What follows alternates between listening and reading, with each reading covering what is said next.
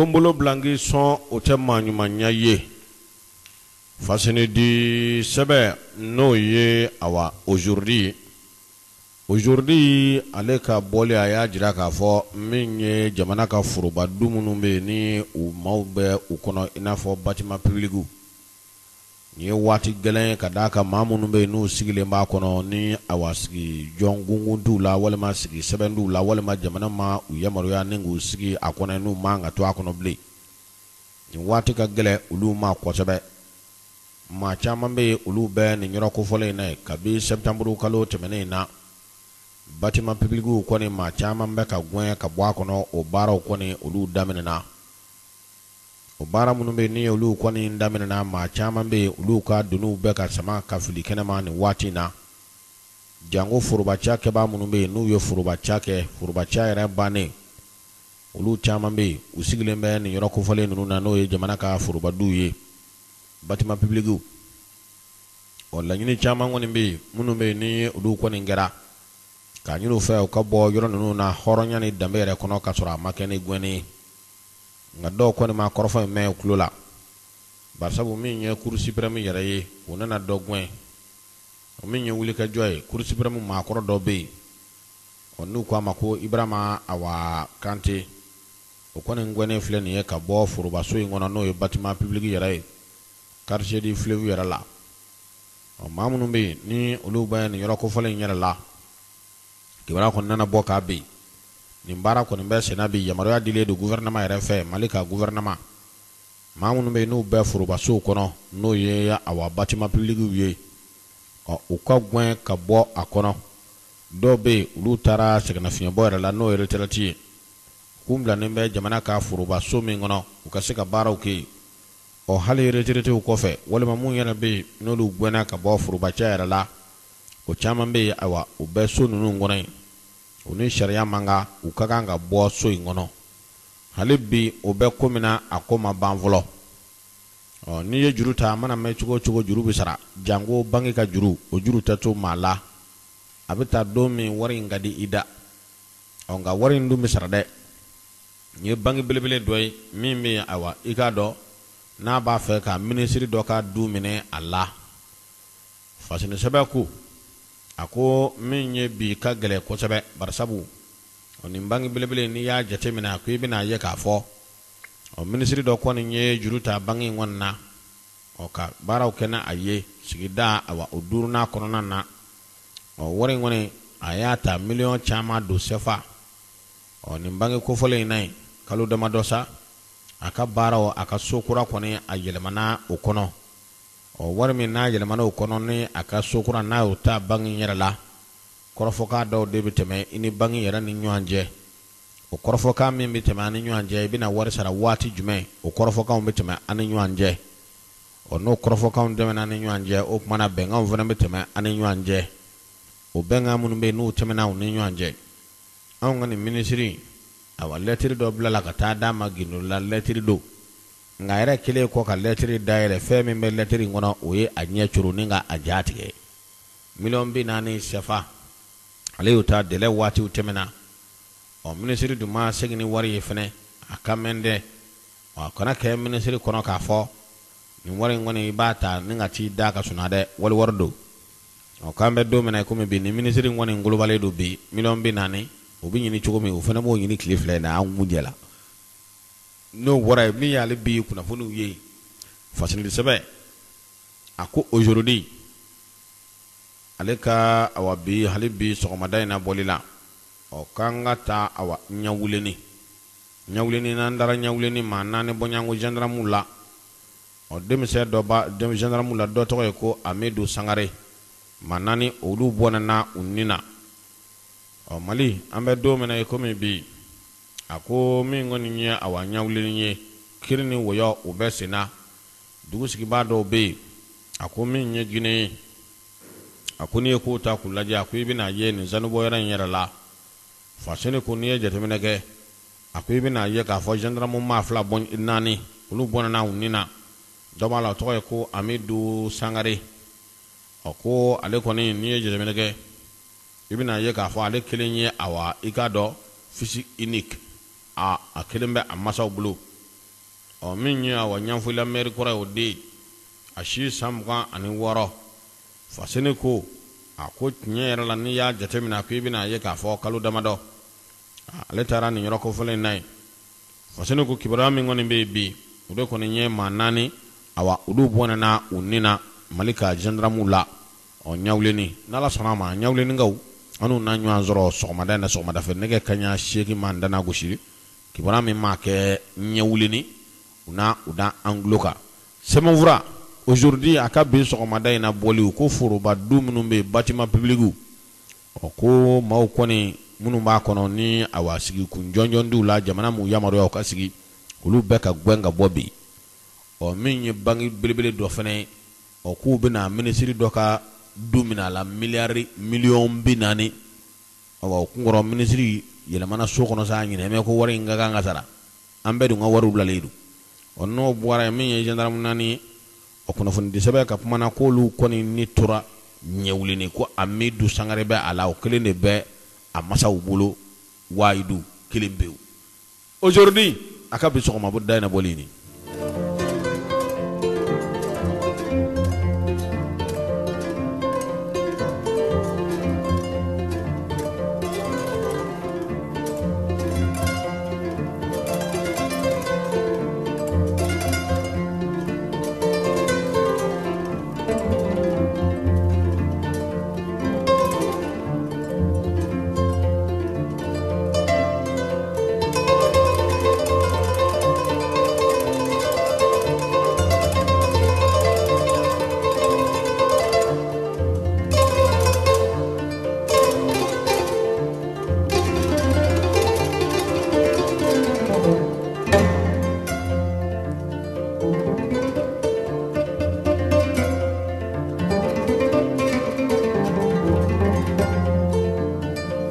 ko kunnafoni de bɛ maa fa ka sɔrɔ fɛn ma bila i da cɛw ni minɛ ka bila i da kɔnɔ a ka kusa ni i da langolo ye min ye ɲɔnɔ tribunali ye hali bi ma a bɛ se ka min fɔ e ko kiiritigɛbaw ma yɔrɔ bila wa barisabu kelen dali min bila na o tɛ ko jado maa la président di tribunali ɲɔnɔ n'u ko a ma ko sunkalo kɔnɛ novembre kalo tile 16 tɛmɛnen na k'a to a ka salon kɔnɔ a sigimɛ tumana min na ni a bɛ ka jabarani lajɛ quartier min bɛ n'o ko a ma ko B5 maa marifatigi dɔw nan'u kari ni ka jigin a ka so kɔnɔ min ye mobili ka jigin o la sa u jiginnen kɔfɛ y'u tilen ka taa min ye awa sunkalo ye ni ka taa a ɲɛnama minɛ ka bɔ n'a ye ka taa n'a ye a bana taa nin yɔrɔ kofɔlen in na yen lakana yɔrɔw bɛ yen o misi kɔnɛ an bɛ don min na komi bi hali bi a tile tan ye nin ye awa kɔnɛ ma ye fɔlɔ kɔnɛ kɔni bɛ ka taa hali bi fasini y'a jira la k'a fɔ a ko min ye awa juge ye personnel minnu bɛ baara kɛ nin yɔrɔ kofɔlen in na yen o ɲɛmaa minɛnen kɔfɛ sa bɛɛ lajɛlen kɔni bɛ k'i yɛrɛ ɲini an bɛ don min na komi bi i kana na minɛ fasini ko a ko min y'an ka lakana kɛbaw ye n'o ye golo masirilen tabaw fana ye olu kɔni bilala ka taa nin yɔrɔ kofɔlen na fa bɛɛ lajɛlen fɛ olu bɛ ka fa bɛɛ lajɛlen dɔdɔ nka hali bi min ye sunkalo ye a ɲɛnamama ye wa salen fana ma ye fasini ko ɲɛna nin kɔni bɛ maa tɔnsi wuli ni k'a jɔ jateminɛ min kɔni bɛ bi tarata tɛmɛnen in na o kɔni ye tribunali ɲɔnɔ wa aha o kɔni bɛ ka ayiwa i k'a dɔn sunkalo kɔni ɲini hali bi sunkalo ma ye wa maa tɔ minnu fana bɛ yen n'o ye kiiritigɛlaw ye wa olu ko n'a y'a sɔrɔ yɔrɔ min awa a y'a tigɛ o yɔrɔ kofɔlen na ye barisabu ko bolo kunkuru o ka kusa ni golo bɛɛ lajɛlen gengene ye fasini disɛbɛ hali bi bɛɛ ko min na a ko ma ban kɛlɛ min n'o kɛra a ko min ye sanubɔyɔrɔ yɛrɛ la sanubɔyɔrɔ min ni ani Mali ni Laginɛ awa i ka dɔn an bɛ frontière bɔ fasini ko maa 19 k'o ye maa faatulen fasini y'a jira la k'a fɔ sa a ko maa caman bɛ olu jogina minɛn kɔni caman bɛ u y'olu ta ni ka taa n'olu ye yan'a ko tɔ kasi dɔn fasini y'a jira la k'a fɔ a ko maa caman bɛ minnu bɛ ni olu kɔni daɲɛna novembre kalo tile 26 tile 27 dugu dɔ bɛ sigiɲɔgɔnya bɛɛ ani jamana ni ɲɔgɔn cɛ n'o ye Mali ni fɔlɔ n'a tun bɛ fɔ ko nin bɛɛ lajɛlen bɛ fa kelen na nin bɛɛ lajɛlen bɛ ba kelen na ko jamana kelen don maa 19 ko ni tora maa 14 olu ye maa bɔnɛnenw ye u ni na Mali ka fanfɛla la gendarme naani bonyango o ye awa ikado malika gendarme yo munu me nu tera faseni ko ako mobili do be pick up do ako ni jatemene ke bina ye ka fo ani marama fe chejugu olu ko ni minana faseni ko min gendarme ko ni ye olu bonana unina arabado ako min kan Bamako ya nino min capitaine Isa Kone en promotion 2011 adjoint Sekou Awa Koulibaly promotion 2005 min gendarme ye on ye jatemene ka ko bina ye ka fosa Sagittaire min kabia wa Fulgence Koulibaly ye ani Amedou Sangare on num bela jele ko ni uta kulaje nu ye promotion laban ye olu fana ni ye jatemene ke ibina ye ka fo nu bela jele ni tora ministre malien ani lagina ministre o mana olu ko ne be ku jo o masse vlaka ni ngele abi se dasa choya mena fasini ya jira la ka fosa ako min awa ikado ni nyoro ko fole nyi nyawuleni shekli kanga ba malido fasini ko min awa ikado yoro membe no kwa mako kandidu balandugu fasini ko sous préfecture o yoro membe o ye jala koray kilometre keme ani biduru ani awa majinani nyanje gine fasini ko niye ko ta kulaje sanu boro de ben yoro ko fole na sanu de bi boy sanu bugolimbe dugukolo jugora ko mi kabaku fasini ko malika dugukolo de do nga sanu de ba kono o sanu bola munu me la dala sanu bola o bolu la sanu bola ulu ke mekani yoro ko fole invite ko sebe u be sanu boy la gina sanu bola u fene u ben yoro ko fole nay fasini ko min mali yere ni ya jatemene ako kilometre awa frontière de bani nunu ni nyanje o ngani ko ta kulaje nunu ngoni nye bagabaga su ya bele jele ta ka nyeshi nyawle ni ngoma min la gina donzo yi malika dozo ne be nyine ka jiga wula de panjo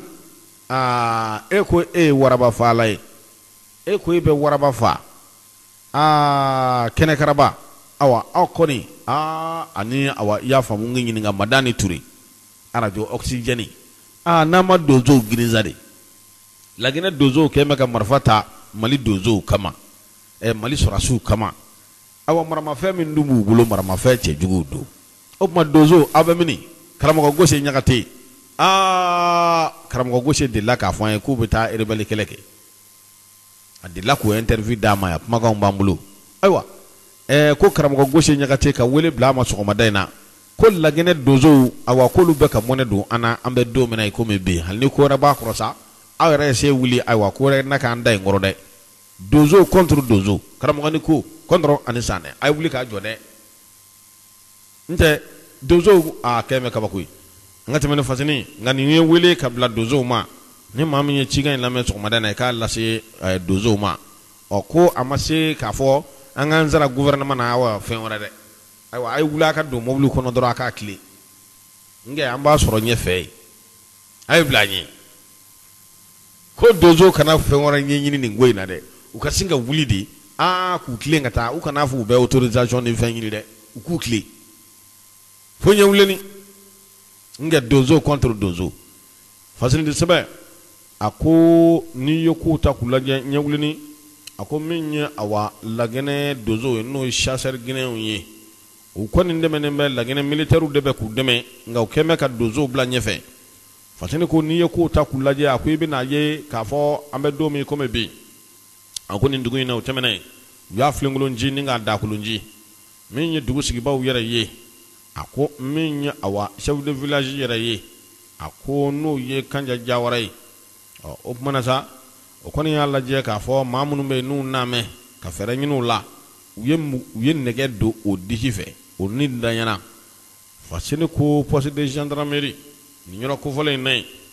min militaire guinéen o nyara ye chasseru o palo ni awa lagene soroda su koni varale menyu anga dozo ni soroda su shere mununyu ye sanu boro erlai lu koni nye folu ke fasini ko ni ya jatemina ko ibina ye ka fosa mi ngoni nye awako chie wodi ni soroda su lagene soroda su olu be ku den awa dozo ko fe karamo ni ko kuluko kele yulu ta nga dozo koni ndai awa kuluko kele nga soroda su ta meretete fasini ko akone ko jatemene min ye awa ika do wulika jo lu kera wulika jo mun boy no lu kera nyawlini nyena awa ika do akara kabako da bela yele ni nyora na min ye dugu sigi bawo yere wa mabse ga min wa ni wati na awa basigi koni odo men nyawlini faseni ko de kama ako ministre de l'administration territoriale ane sécurité ministre olu koni haklina fale wala ngani ngunye nga ubonyango ministre munu be ne olu be lagene ya haklina fale wala ke olu be la jilinga ka jatemine même se ka to ko be la jile be se ka sabati chugu ya mena sebe vura anye ne bolle ne pana ko na ga bisu ko ne bolini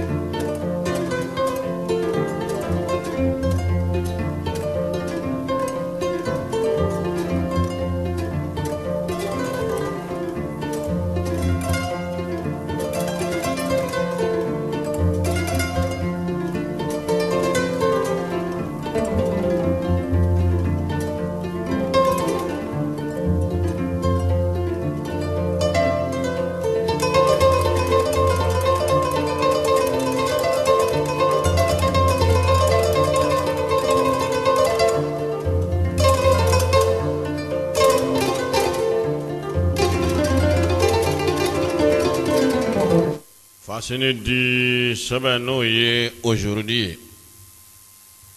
o ko tega magale ka sogono nyine klole o ba yere ye fasini di sebe akwa banata jamana furuba nafulu o ko ngeme wandare ni baraka yore na no ko ama ko azi fasini ko jamana furuba war ko ni o ko ni ndara ningo ke an wandare ni yoro ko fole ne kabe awa ika do talu kra kana se bima directeur kura mi men yoro ko fole na no ya agence pour l'aménagement des zones industrielles no kwa makwa blay maiga ade ko nga france tama ninga tae ni yoro ko fole na yare chala o de ko nga chani wati na minye francier capital française abu tae kuma be fasene ko waka tali vene o tali munu ndo ayra ka tamadu nga awar musaka bi boyoro jumen yin ngali tomi o barasabu baraka yoro nyama folo de kaga nga ke misali ya nyuma ni nga jira bara de towla o ngani kunye ko inda kalaje abini kamana gwango sabe kalu dama do konna na minya awa ika do ni nyoro ko fole nya be ko me kwa tere ye ministre du développement industriel Mohamed Ali Age Ibrahim no kwa ma ko kaziz di kaziz fasene sabamba no ye mugutari jibi mugutari jibi ya jira ka fo ni agence mi blen no kwa ma ko azi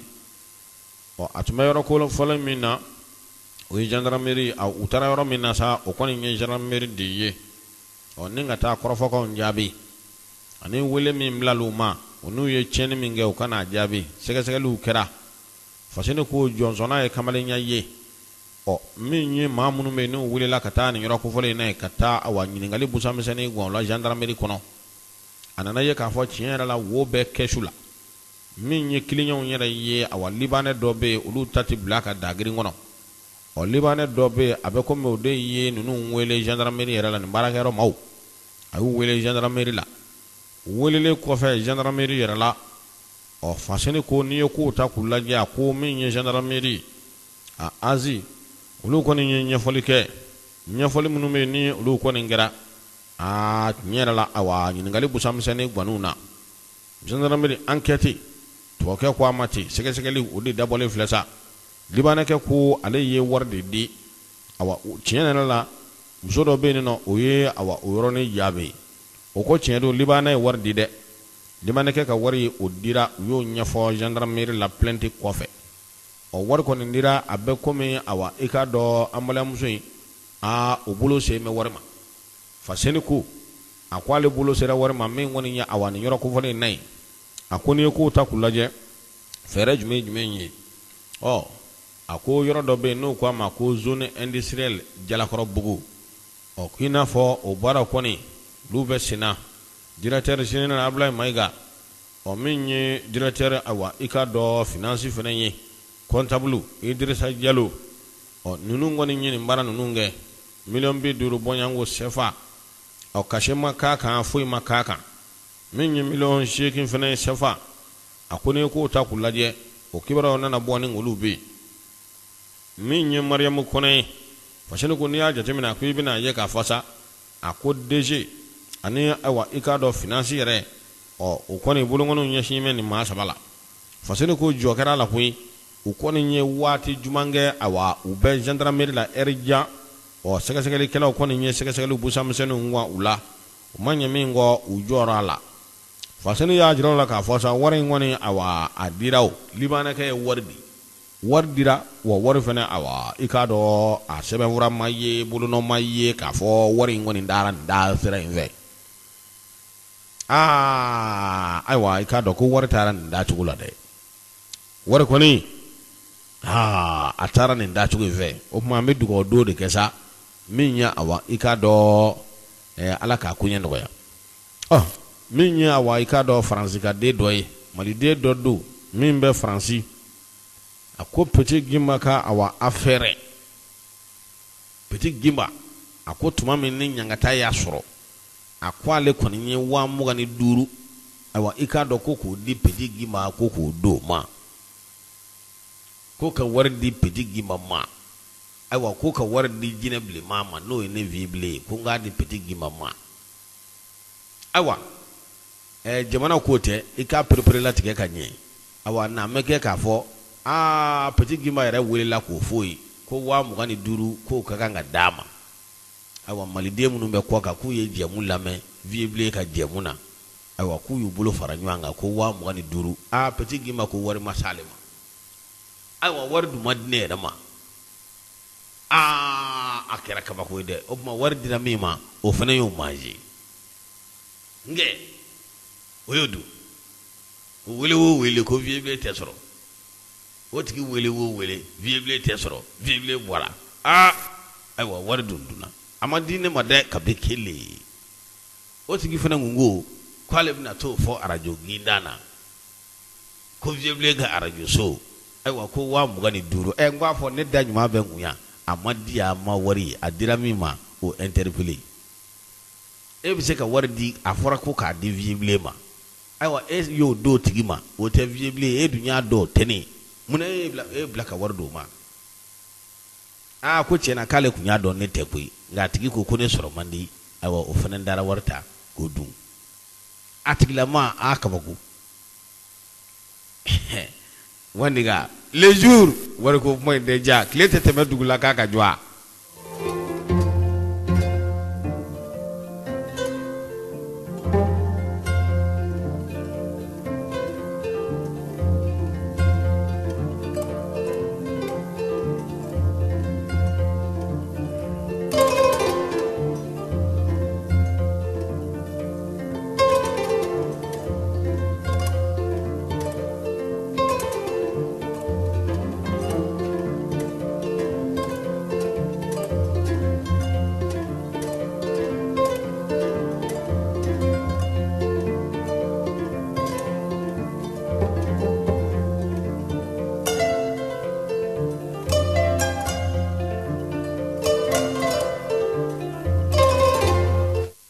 Fasini di sɛbɛ n'o ye info 7 ale ka bi sɔgɔmada in na bɔli o ye nin ye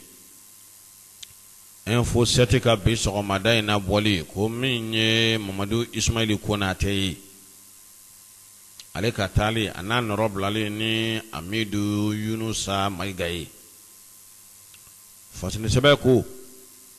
a ko min ye awa i k'a dɔn wulikajɔ ye kiribulon yɛrɛ k'a lajɛ a bɛ se saniya kiri ka tigɛ ko ɲuman na ɲɛna kiri tiga min ngoni ngara kwasa na no ya arasi baji ale ka kiri no liye dirama min ye awa ikado malidenw bɛɛ lajɛlen kɔni nana bɔ min ngalama ko ministre ye wala sɛmɛ n'o ye démission di ministre Mamadu Ismail Konate Maitre ale kɔni ye ministre ya jɔyɔrɔ bila a nɔrɔ bila la joona min ye magistrat dɔ ye min bɛ retraite la sɛgɛn nafiɲɛbɔ o taara o wele ka na n'o ye ko kura tuguni o suturalen sigilen a suturalen sigilen a da tɛ kuma na kuma da t'a la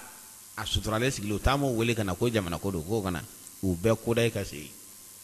Fatin Sama ko a ko n'i ye kow ta k'u lajɛ a ko i bɛna ye k'a fɔ min ye Amidu Yunusa Mayiga ye a ko n'i y'a ta k'a lajɛ a ko i bɛna ye k'a fɔ awa a fana ye maa ye hali ni jama t'a dɔn kosɛbɛ sa a fana awa a y'a jɔyɔrɔ fa jamana yɛrɛ kɔnɔ jamana yɛrɛ bɛ cogoya min na bi n'o y'an ka Maliba in ye gɛlɛya 4 de bɛ kiribulon kɔnɔ minnu bɛ yen n'olu ka kan ka wuli gɛlɛya fɔlɔfɔlɔ bɛ kɛ min ye o de kɔni ye n'a ma ɲɛ k'a fɔ awa cɛw bɛ taa cɛw ka taa cɛ minnu bɛ yen ni olu bɛ se ka jamana baara n'u bɛ se ka jamana jɔ saya man jugu fo jɔn bɛ n kɔ fa seni ko n'i y'a jateminɛ min ye awa tali kɛra nka tali ka kɛ jɔyɔrɔw fana na cɛ minnu bɛ yen n'u bɛ se ka jamana la avancer n'u bɛ se ka jamana bɔ a cogo la ministre kɔni n'i y'a jateminɛ ko i bɛna ye k'a fɔ maa bɛ se ka min fɔ yala ale fana da awa i k'a dɔn maa ye min bɛ yen ni orobo don n'a bɛ commandé awa ne ka commandé ni k'a la ka a commandé wa barisabu ni ministre min fana natɔ ye nin ye a k'a dɔn k'a fɔ min ye jamanaba in ye danaya de bɛ kiribulon de kan barisabu maaw ka kan ka u ɲɛ jɔ yɔrɔ min na o ye kiribulon ye bɛɛ ɲɛsin bɛ yen yɔrɔ ma bi fantanw bɛ tulo fasani k'o tulo ka guwamɛ tribunal kɔnɔ a ko n'i ye kow ta k'u lajɛ o kuma n'a ma ɲɛ ale nana a kana kɛ maa ye maa min bɛ kɛ maa commandélen ye karisa i b'a kɛ tan karisa i b'a kɛ tan n'a nana n'o nana ye o kuma min kɔni ye kiribulon kɔni ye o y'an dannen ye k'an yɛrɛ kɛ k'an kɛ diɲɛ bɛɛ ye n'o bɔra ye filanan ye min ye a k'a dɔn ŋanamu ni dunko juguya min bɛ jamana in kɔnɔ yan na kun y'o kɛlɛli ye ministre kura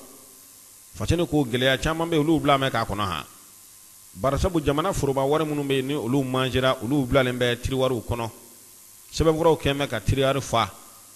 fasani ko ka tiriwari degun gansan min ye awa ministre kura min natɔ filɛ nin ye n'a nana a ka baara ka kan ka ɲɛsin vérificateur général ye sɛgɛsɛgɛli minnu kɛ o sɛgɛsɛgɛliw kɔni o wariw kɔni dunna o nɔ bɛɛ lajɛlen yira rapportw bɛ yen o sɛbɛnfuraw fana tindin bɛ armoire kɔnɔ o kuma tiriwari kɔnɔ u k'a lajɛ k'olu sama k'olu bɔ ministre kura ka baara ka kan ka k'o ye k'o tigiw sɛgɛsɛgɛ k'u kiri awa i k'a dɔn ka jamana ka foroba wari bɔ u kɔnɔ n'o bɔra yen a ko sabanan bɛ kɛ gɛlɛya ye jumɛn ye n'a ka kan k'o gɛlɛya wuli n'o bɛ ka ministre kura kɔnɔ Amadu Ayasa nɔgɔ ka kiri a n'a jɛɲɔgɔn maa 17 o kiri in kɔni mɛmɛ ko senna kiri in ka kɛ kiri ɲuman ye kiri ka tigɛ tugu ko ɲuman na fasani sɛbɛn y'a jira k'a fɔ sa a ko kiriko min filɛ nin ye kiri kɔnɔnen don barisabu n'i ye ko in da k'a lajɛ a ko i bɛna ye berewurusi maa 21 min n'o daɲɛna a ko awa i k'a dɔn olu ka kiri ani olu siw bɔlen jago ka ti kɛrɛfɛ awa min ye hakɛ ndarakiba dɔw ye olu ka hakɛw ndarakila ni ka bɔ olu la jalakiw kɔni kɛra hali diɲɛma yɛrɛ ɲɛ jɔ mɛ an na nin ko in na fasani y'a jira o la k'a fɔ sa a ko min ye awa wulikajɔw ye dossier belebelew ani dunko juguya ni ŋanamu o kɛlɛ dɔ kun daminɛna ko k'o sariya sigi sen kan a ma ɲɛ min kɔ awa o wurubara ni ka o bɔ a ma fɔlɔ a bɛna taa ministre kura min nanen filɛ nin ye baara minnu bɛ k'a kɔnɔ baara 4 don a k'i ɲɛsin ninnu ma wa a kana kɛ maa ye a bɛ fɔ maa min ye awa ka baara jigiti a kun i bɛ baara taa nin dabolo fɛ i b'a taa nin dabolo fɛ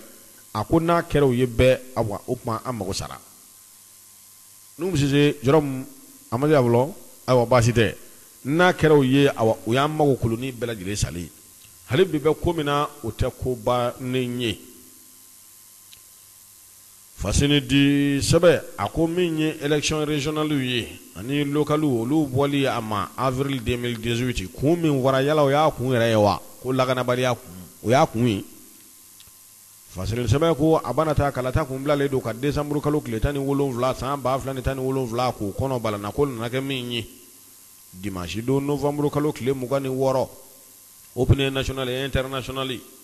kibara kon nana da gouvernement olu kon nana nyefole ke ka fo kalata min ngun la benedu no election régionale yi ani local commune kono o ko ka bo ma kadaka uye ku min ngoni wo uye lakana baliya ku ya en général quoi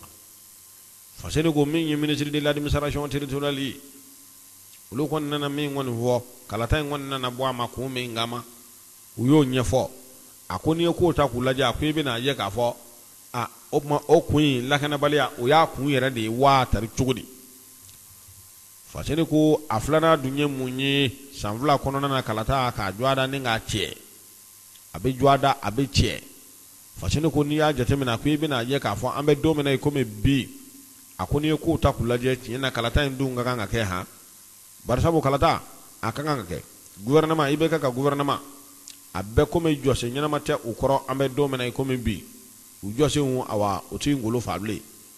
fasene ko nka n'i ye kow ta k'u lajɛ a ko i bɛna ye k'a fɔ min ye i ka dɔn élection bɔli y'a ma a ko ni min filɛ nin ye tiɲɛ na awa a bɛ maa a bɛ siran a bɛ jɔrɔ kosɛbɛ hakilitigi bɛɛ lajɛlen b'a dɔn kulu kun jamana o ye fo ka kɛnɛ de ye fasene ko a ko n'i ye kow ta k'u lajɛ a ko min ye premier ministre yɛrɛ ye sa awa i ka dɔn an bɛ don min komi bi a ko min ye awa kalata in a bɔra a ma nka maa a bɛ se ka min fɔ o kɔni ye yala sema kun ye kuma min fɔ awa i k'a dɔn o kuma in de sabatira wa n'o fɛnɛ dɛmɛna ka bɔ yen min ye awa CMP yɛrɛ ye n'o ye parti politique minnu faralen bɛ ɲɔgɔn kan yala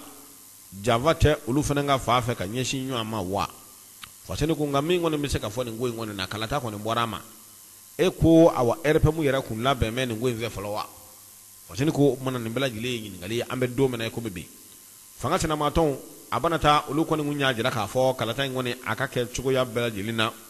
min bɛ se k'a to cogoya min na k'o bɛɛ lajɛlen bɛ se ka sabati nka kalata in a bɔli a masa lakanabaliya min bɛ fɔ k'o y'a kun ye wa Yusufu Sisoko ale ye fasoni sɛbɛn awa ka bɔ info 7 kɔnɔ a ka bi sɔgɔmada in na bɔli o ye nin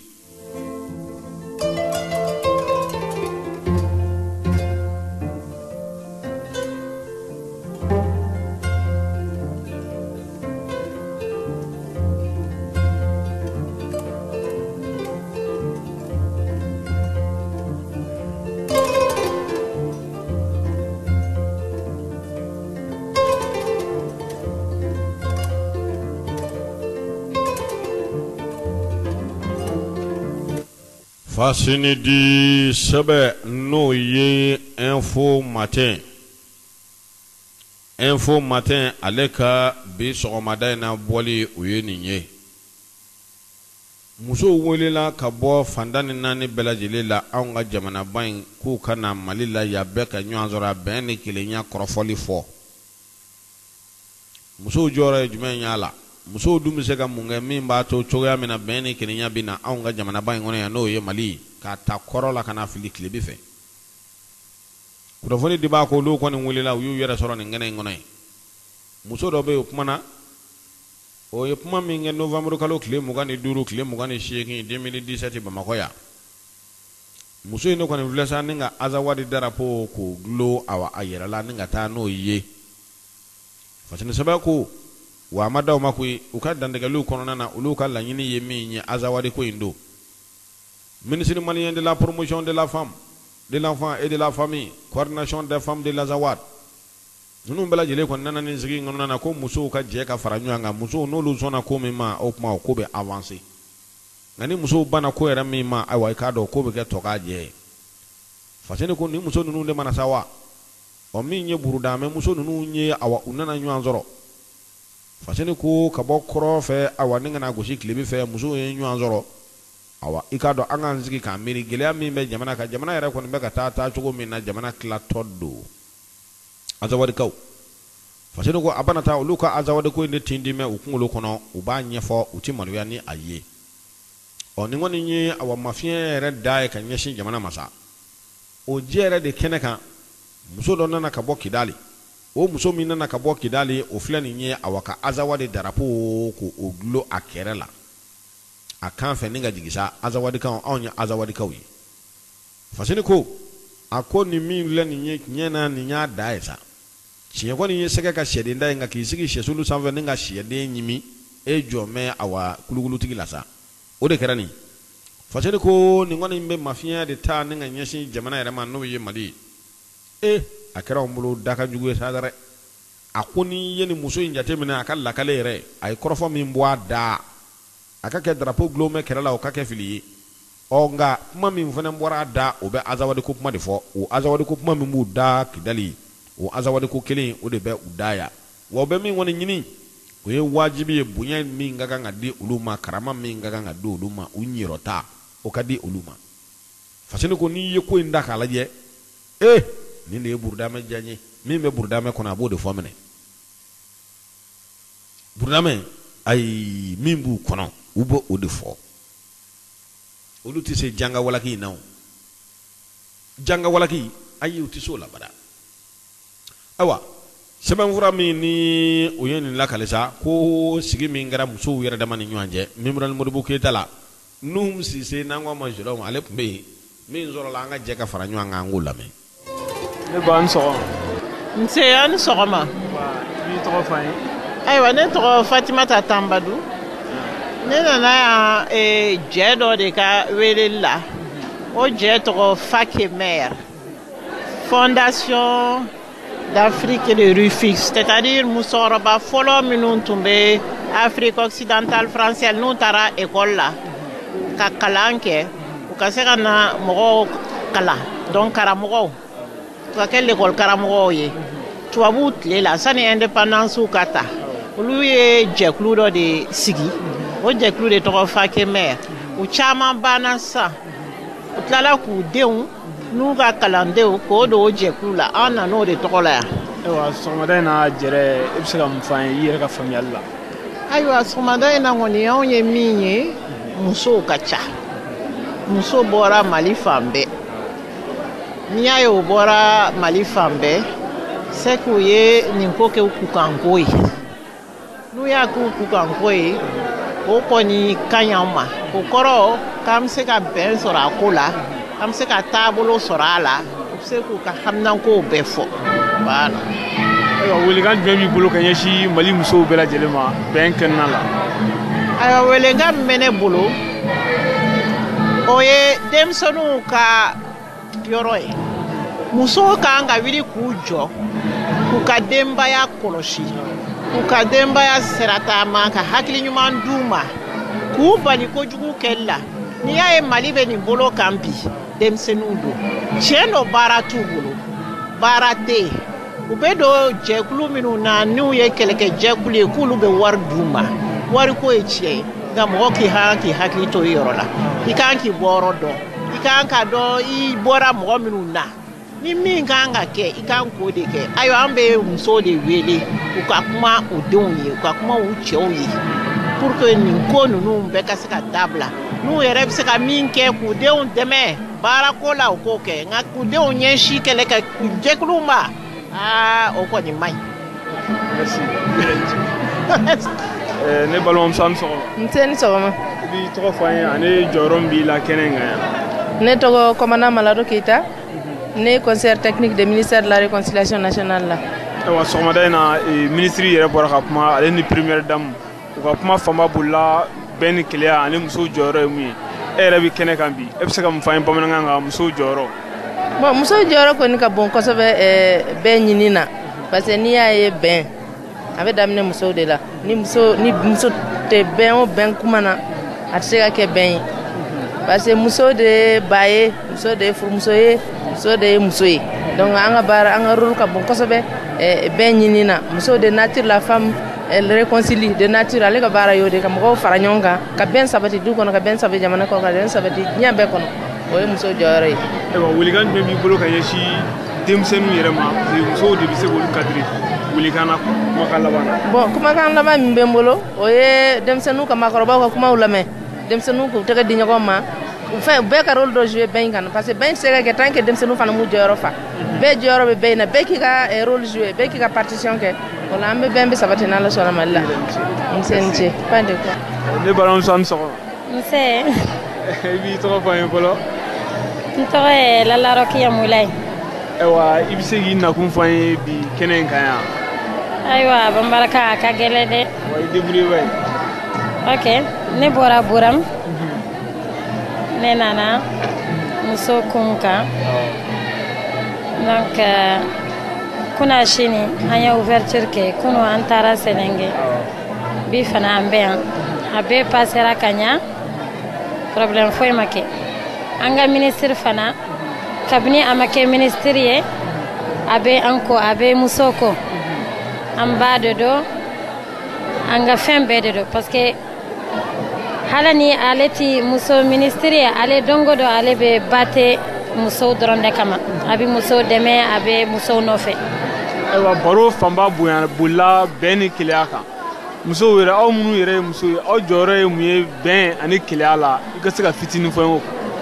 Wallahi an ka jɔyɔrɔ ye vraiment an b'a fɛ kɛlɛ ka ban an b'a fɛ lafiya ka kɛ an b'a fɛ an ka kɛ comme an kun bɛ cogo min fɔlɔ la donc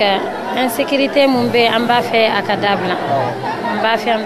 bɛɛ ka kɛ kelen ye comme fɔlɔ la an bɛ taa an bɛna problème foyi t'a la. Ayiwa welekan jumɛn bɛ e yɛrɛ bolo ka ɲɛsin Burɛn muso bɛɛ lajɛlen ma. N b'a fɔ Burɛn muso bɛɛ la an mun bɛ nord la ani mun bɛ yan an bɛɛ kelen fo k'an ka wuli ka jɔ ka kɛ kelen ka pour que an ka se ka lafiya sɔrɔ pour que kɛlɛ bɛɛ ka ban fo an bɛɛ ka kɛ bolo kelen ye an b'a ɲini ala fɛ fana a kan dɛmɛ o la ala ka sini ni kɛnɛya di ala ka paix di mɔgɔ ma fana. Ne balimamuso ni sɔgɔma. A ni sɔgɔma. I b'i tɔgɔ fɔ yan ni jɔyɔrɔ min b'i la yan. Ne ye ministère de la femme ka comptable matière de. Ayiwa sɔgɔmada in na première dame ka kuma bɔli ani ministre yɛrɛ o kuma na wa kuma fanba bolila bɛn ani keleya kan e yɛrɛ bɛ se ka mun f'an ye musow jɔyɔrɔ ye mun ye bɛn keleya Mali kɔnɔna la. Parce que depuis le vendredi an ye nin ko in organisé quand même a organisation ça a été une réussite totale. Musow nana de toutes les régions du pays an nana bɛn kuma na an ye casting kɛ an ye sorties kɛ an taara région na on a commencé par Kulukoro ka taa Sikaso ka taa Baraji visiter nord musow k'a yira u la an bɛ bɛn de kɔ muso jɔyɔrɔ min ka bon société la o sababu la an bɛ fɛ ka bɛn de ɲini musow ka fara ɲɔgɔn kan n'an musow bɛnna ka kɛ kelen ye a ka ca ala fɛ musow bɛ se ka se u cɛw la dɔ ka bɔ tension na an kɔni b'o de kɔ an ka laɲini y'o de ministère yɛrɛ ka laɲini ye bɛn de jamana ka bɔ popapo in na pour que an ka basigi. Welekan jumɛn b'i yɛrɛ bolo ka ɲɛsin Mali muso bɛɛ lajɛlen ma. Ne bɛ n balimamusow wele bɛn in dan kɔni bɛnbaliya da man dan si la dɛ a da man dan si la n'a kɛra k'a bɛ wuli anw musow de tɔɔrɔlen don an sɛgɛnnen don an denw bɛ violer an yɛrɛw bɛ violer parce que hali ni si ma âge dɔ sɔrɔ i bɛ violer dɛ an denw bɛ violer an yɛrɛw bɛ violer an tɛ sigiyɔrɔ sɔrɔ ala k'an kisi n'a gana ka se niveau dɔ ma n'i y'a mɛn k'i b'i disi gosi k'i ka so i bɛ so dɔ de kɔnɔ parce que n'i gɛnna ka bɔ yen nɔ i bɛ taa kungo dɔ ɲini k'i sigi dɛ donc yan'a ka so niveau ma an bɛɛ ka s'an cɛw la muso bɛɛ ka s'i cɛ la so kɔnɔ i k'a deli marifa bɛ minnu bolo ne b'u wele n tɛ arabu kan mɛn n tɛ tamasiyɛn kan mɛn mais ne b'u wele a k'a f'u ɲɛna u k'a f'u cɛw ɲɛna u ka marifa bila an ka jɛn ka kɛ kelen bɛnbaliya ma ɲi jamana kɔnɔ a bɛ na ni kɔngɔ ye a bɛ na ni sɛgɛn ye a bɛ na ni kalanbaliya ye a bɛ na ni kodɔnbaliya ye a bɛ adamaden yɛlɛma ka kɛ bagan ye bɛnbaliya de b'o kɛ bɛn ti du min kɔnɔ du ti diya. O ye tiɲɛ ye bɛn tɛ du min kɔnɔ du ti diya abada. Min ye awa i k'a dɔn ministère min ye nin ko labɛn an ko a ma ko ministère malien de la promotion de la femme de l'enfant et de la famille du ni denbaya ani musow ani denmisɛnw u bɛɛ lajɛlen ka ministre so u jɔyɔrɔ ka bon jamana baarali la kosɛbɛ. Min ye awa i k'a dɔn muso minnu fana bɔra jamana kɔrɔfɛla la ni tilebinfɛlaw na bɛɛ lajɛlen kɔni nana ɲɔgɔn sɔrɔ nin tile saba sigi la. N'i ko ala ka bɛɛ ta ɲɛ ala tɛna bɛɛ ta ɲɛ koyi nka e min ko ala ka bɛɛ ta ɲɛ ala na bɔda ɲuman d'e ma n'i ko ala ka bɛɛ ta tiɲɛ ala tɛna bɛɛ ta tiɲɛ koyi nka e min ko ala ka bɛɛ ta tiɲɛ ala n'i ta tiɲɛ. Minisiriso in du ni denbaya a minisiriso ministre min b'a kunna bi n'o ye umu ye hakaza a ye ŋaniya min kɔni nziri ŋaniya ɲuman kɔni don barisabu ni bɛɛ lajɛlen bɛ a kɛ nin cogo in na hami ye fɛn min ye o ye jamana yɛrɛ a kɔrɔnfɔla in bɛ lahalaya min na bi o ye maa sɔrɔ ni kana n'olu ye ka n'olu sigi hakaza dɔw bɛ yen minnu bɛ yen n'u ka laɲini ye bi min ya awa i k'a dɔn an ka jamanaba in ye a ka tila dɔw ka laɲini ye min ye basigi ka na o b'o maa b'u la o bɛ burudamɛ ninnu na nka ni maa sɔrɔ la ka na n'olu ye hali kana nin sigi in kɛ ta ko bɛɛ bɛ ba dɔɔni dɔɔni sigi ka kuma bɛ ko bɛɛ bɛ ba hali maa min tɛ misiw min yɔrɔ la bɛɛ y'a dɔn k'a fɔ filen de o fɛn min bɛ ka kɛ Kidali bi bɛɛ b'o dɔn jamanakuntigi yɛrɛ sigilen ka na se sisan ma o kun ye tabali gosiko dama min kɛ k'a fɔ bɛn ni kelenya awa o kɔni laɲininen don nka ani marifatigi tɛ sigi ka kuma ka n'a ye o ni marifatigi yɛrɛ y'i sigi ka sun tigɛ ni ɲɔgɔn ye kuma wɛrɛ t'o kɔfɛ bilen koyi k'aw sigi kuluba ka sun tigɛ ni ɲɔgɔn ye ka tila ka taa olu bila an ka hôtel dagabanaw kɔnɔ wariw bɛ cɛ ka d'u ma sanga ni waati bɛɛ lajɛlen la yanni maa min ka jigin bi yɔrɔ la i ka jigin i ta lo yɔrɔ la koyi anw ta lo yɔrɔ ye yɔrɔ min ye o de ye n'an bɛ diɲɛ ko o ko kɛ bi an ka faransi de ye interpellé dɛ barisabu ninnu man ca minoritéw don nka kana minoritéw jamana ye jamana yɛrɛ kunna fo ka taa azawadi ko kuma b'o rɔ Cheikh Ndaw ye baro in bɔ an ye koyi Nicolas Sarkozy ale ka Java ka Kadafi fa o doni bi cɛ jamana in yɛrɛ ma suma bilen ka maramafɛnw bɛɛ cɛ ka na n'a ye ka n'u to anw dala yan ni maa sɔrɔ la bi k'a fɔ maa min ye ŋaniya siri hali ka ŋaniya yɛrɛ siri ka se k'o musow fara ɲɔgɔn kan barisabu ni musow n'olu sɔnna ko min ma cɛw b'o da fɛ ni maa murutilen minnu b'a la olu ka nɛgɛ dɔɔni dɔɔni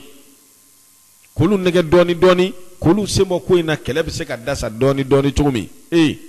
an kun tɛ nin minisiriso in a baarakɛlaw fo promotion de la femme an kɔni baarakɛla ninnu fo koyi ninnu ye dɔɔni k'a rɔ koyi ninnu filɛ nin ye ka min kɛ ni bɛɛ tun kɛn bɛ k'a kɛ ta gouvernement kɔnɔ hali jamanakuntigi yɛrɛ kɛ n'a yɛrɛ tun kɛn bɛ ka nin ɲɔgɔn naw kɛ an filɛ kuma min na nin o tɛ kɛ dɛ drapeau ninnu bɛ fɛn siri min tɛ drapeau ye u ka drapeau yɛrɛ couleur ye jumɛn ye ko vert rouge noir vert rouge noir o de y'u ka drapeau azawadi drapeau couleur ye nka jija de b'an ɲɛ hali bi dɛ sigi ka kuma de b'an ɲɛ dɛ an k'a dɔn an janfabaa ye an dɛmɛbaaw ye f'an k'o de faamu n tɛ nin minisiriso in ye nin min kɛ nin ye ka maaw fara ɲɔgɔn kan tiɲɛ ni ala ka kan u y'u seko kɛ dɛ u y'u seko kɛ dɛ o tuma an bɛɛ de bɛ fara ɲɔgɔn kan sisan maa kelen tɛ se ka jamana jɔ dɛ an bɛɛ bɛ fara ɲɔgɔn kan ayiwa i k'a dɔn nin min kɛlen filɛ nin ye nin minisiri in fɛ fili tɛ b'a ko la ayiwa ko yɛrɛ kɔnɔna na burudamɛ ninnu bɛɛ b'a dɔn maîtrise tɛ maa bolo n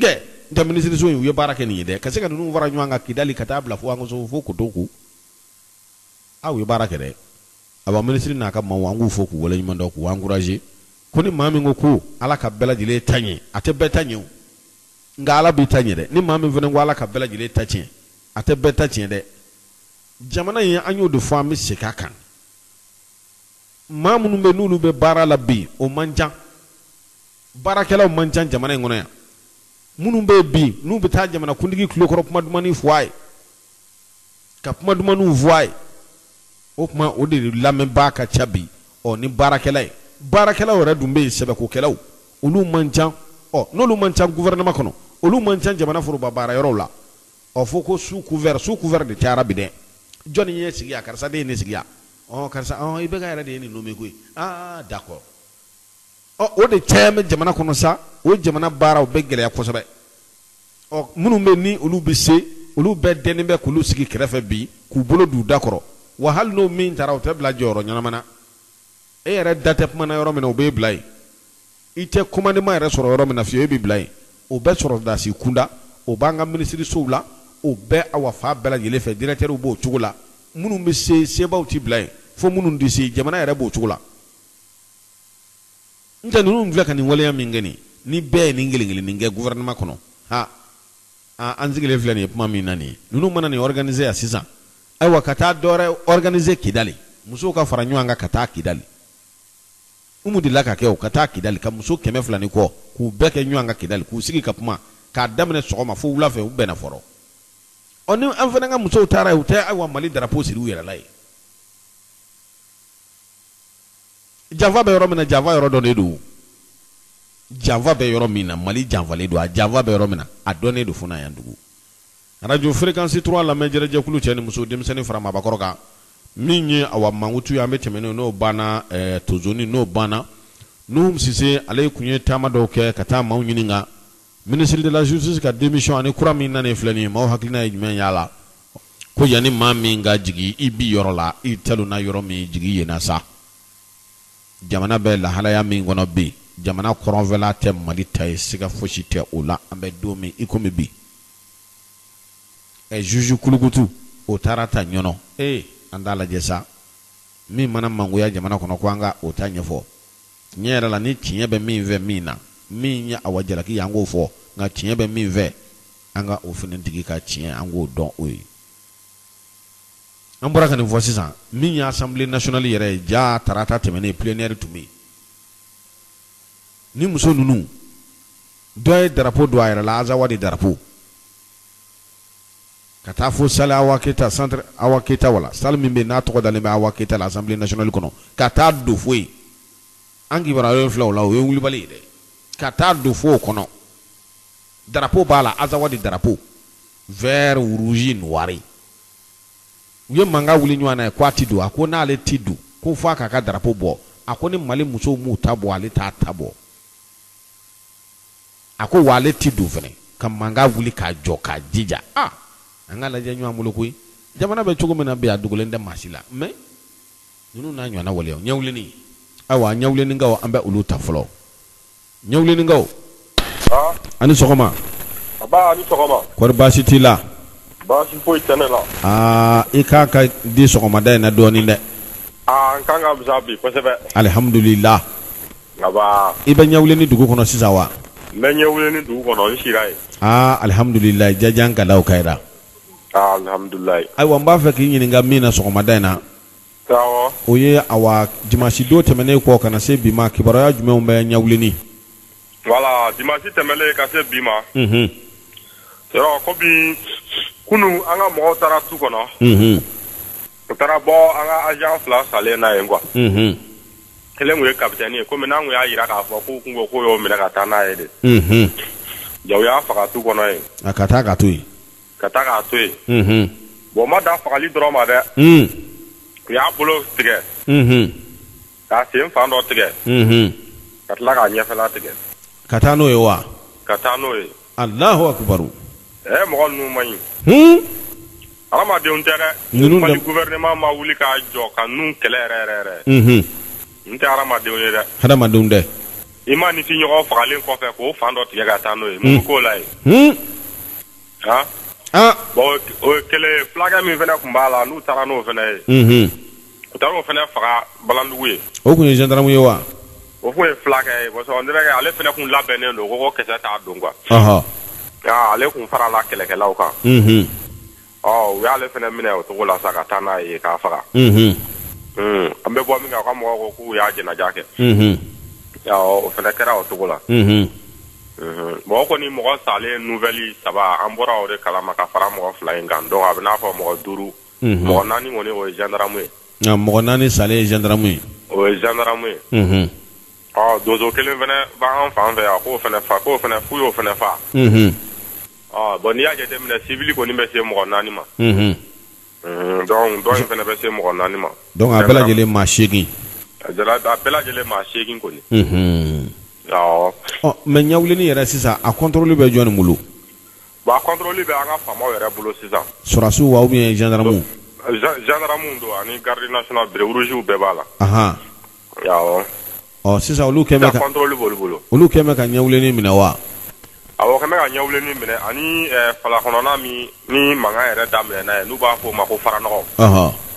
donc u kɛmɛ ka u ka stationnement kɛ yen bɛɛ la ka munumunu ka na dugu kɔnɔnaw ni fɛn ninnu tu kɔnɔna ninnu bɛɛ la i y'a ye u kɔni bɛ fan bɛɛ fɛ sisan waati in na ka daminɛ kunun ka se bi ma u bɛ fan bɛɛ fɛ munumunu na bon o kɔni y'a yira k'a fɔ k'u bɛ yamaruya de nɔfɛ u bɛ se ka dugu in ci cogo min yamaruya ko voilà ko parce que ko yamaruya ma d'u ma halisa donc o bɛ ko min na yɔrɔ halisa o ko ka suma ayiwa baasi tɛ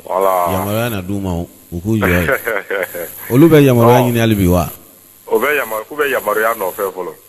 Ayiwa ne ko balandugukaw ma se balandugukaw kɔni ma segin ka na bilen. Balandugukaw ma segin ka na mais u bɛ labɛn na balandugu dɛ. U bɛ k'u labɛn. U bɛ k'u labɛn hali u ka dugu misɛnnin minnu bɛ yen ni donsow b'a la an bɛ bɔ min kalama an ka mɔgɔ dɔw y'an wele ka bɔ yen komi i n'a fɔ laginɛka dɔ y'o ye. A ko ale yɛrɛ ye laginɛka ye. mais ko laginɛka ma ɲi dɛ.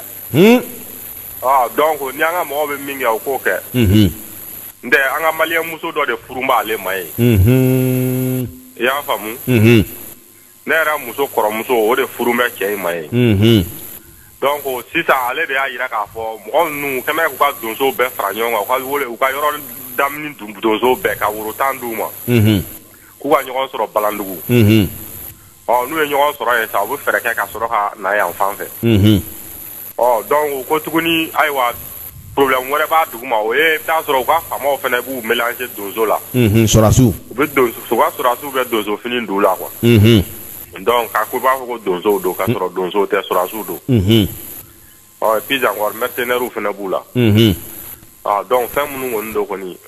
ko an ka mɔgɔw k'u labɛn dɛ n tɛ ko nɔgɔn tɛ u ka ko ye dɛ. o kɔni an y'o kibaruya sɔrɔ surɔ. Safɛ u bɛ ka donsow fana labɛn balandugu n'a lamini. balandugu n'a lamini. voilà donc u kɔni y'u ka mɔgɔw labɔ mɔgɔ minnu bɛ yen parce que i bɛ taa sɔrɔ silamɛw b'u cɛ ma. Awɔ. n tɛ mɔgɔ ninnu yɛrɛ kafiriw de kafirifinw don. bolisɔnnaw quoi. bolisɔnnaw don. silamɛ minnu b'u cɛ ma olu kɔni minnu bɛ yen n'olu sigir'u kan olu bɛ ka bɔ.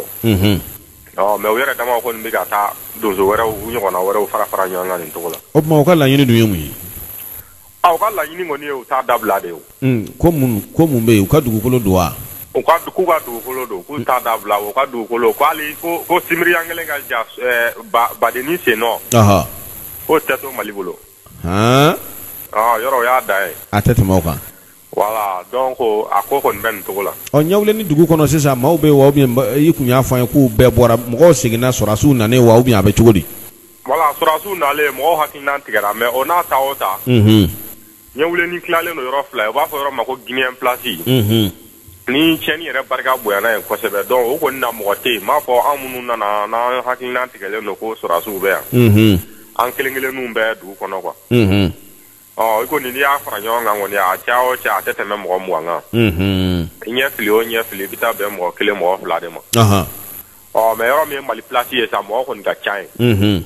voilà a b'o cogo de la. ayiwa a faamuna. ayiwa sisan welekan jumɛn b'e bolo ka ɲɛsin Mali donsow fana ma. welekan min bɛ ne bolo ka ɲɛsin Mali donsow ma. u kɔni k'a dɔn k'a fɔ nin tɛ yɔrɔ kelen kɛlɛko ye bilen. du fait que n'u yɛrɛ y'a mɛn k'a fɔ ko donso wɛrɛw farala ɲɔgɔn kan Laginɛ kɔnɔ. olu yɛrɛ donsow man ka sigi bilen dɛ. min seko ye min ye. u ka wuli u k'o ɲɛsin nin ko in kɛlɛ ma. n tɛ nin tɛna kɛ ɲɛwuleni dɔrɔn kɛlɛ ye bilen o. a bɛna kɛ Mali ni Laginɛ kɛlɛ de ye. siga t'o la. y'a ye sabula a fɔkan fɔlɔ ye k'a fɔ ko yɔrɔ min filɛ nin ye ko n'u y'o sɔrɔ. kɔfɛ sa u bɛ tila ka labɛn wɛrɛ kɛ ka yɔrɔ wɛrɛ bɔsi Mali la. i n'a fɔ yɔrɔ jumɛn. parce que an bɛ yɔrɔ min na nin ye ni u b'a fɔ ko Faranɔgɔ. kɛlɛ daminɛ waati u kun ko yen de y'u ta ye. an bɛ se sisan ma ko ɲɛwuleni fana y'u ta ye. a yɔrɔ a bɛ se yɔrɔ la kɔni u bɛ taa kɔbadani ni foroko bɛɛ la. u ko Sanafara fana y'u ta ye. u ko Sanafara fana y'u ta ye. bon ko Samaya dun fana k'o da ka dɔgɔ k'u b'o fana minɛ. u ko ten Samaya. Samaya. n'a kɛra ten kɔni yɔrɔ o y'an ka lamini yɔrɔ bɛɛ minɛlen ye. a tɛ tɛmɛ nin kan. a tɔ tɛna taa Sɛlɛfu o tɔ la. Sɛlɛfu u bɛ taa ye. donc kibaruya min kɔni bɛ yen ni gouvernement ma nin kɛlɛ kelen in kɛ kɔni. u ka ordre di an ka faamaw ma u ka yɔrɔ in ci. an yɛrɛ ka laɲini kɔni y'o ye. a faamuna.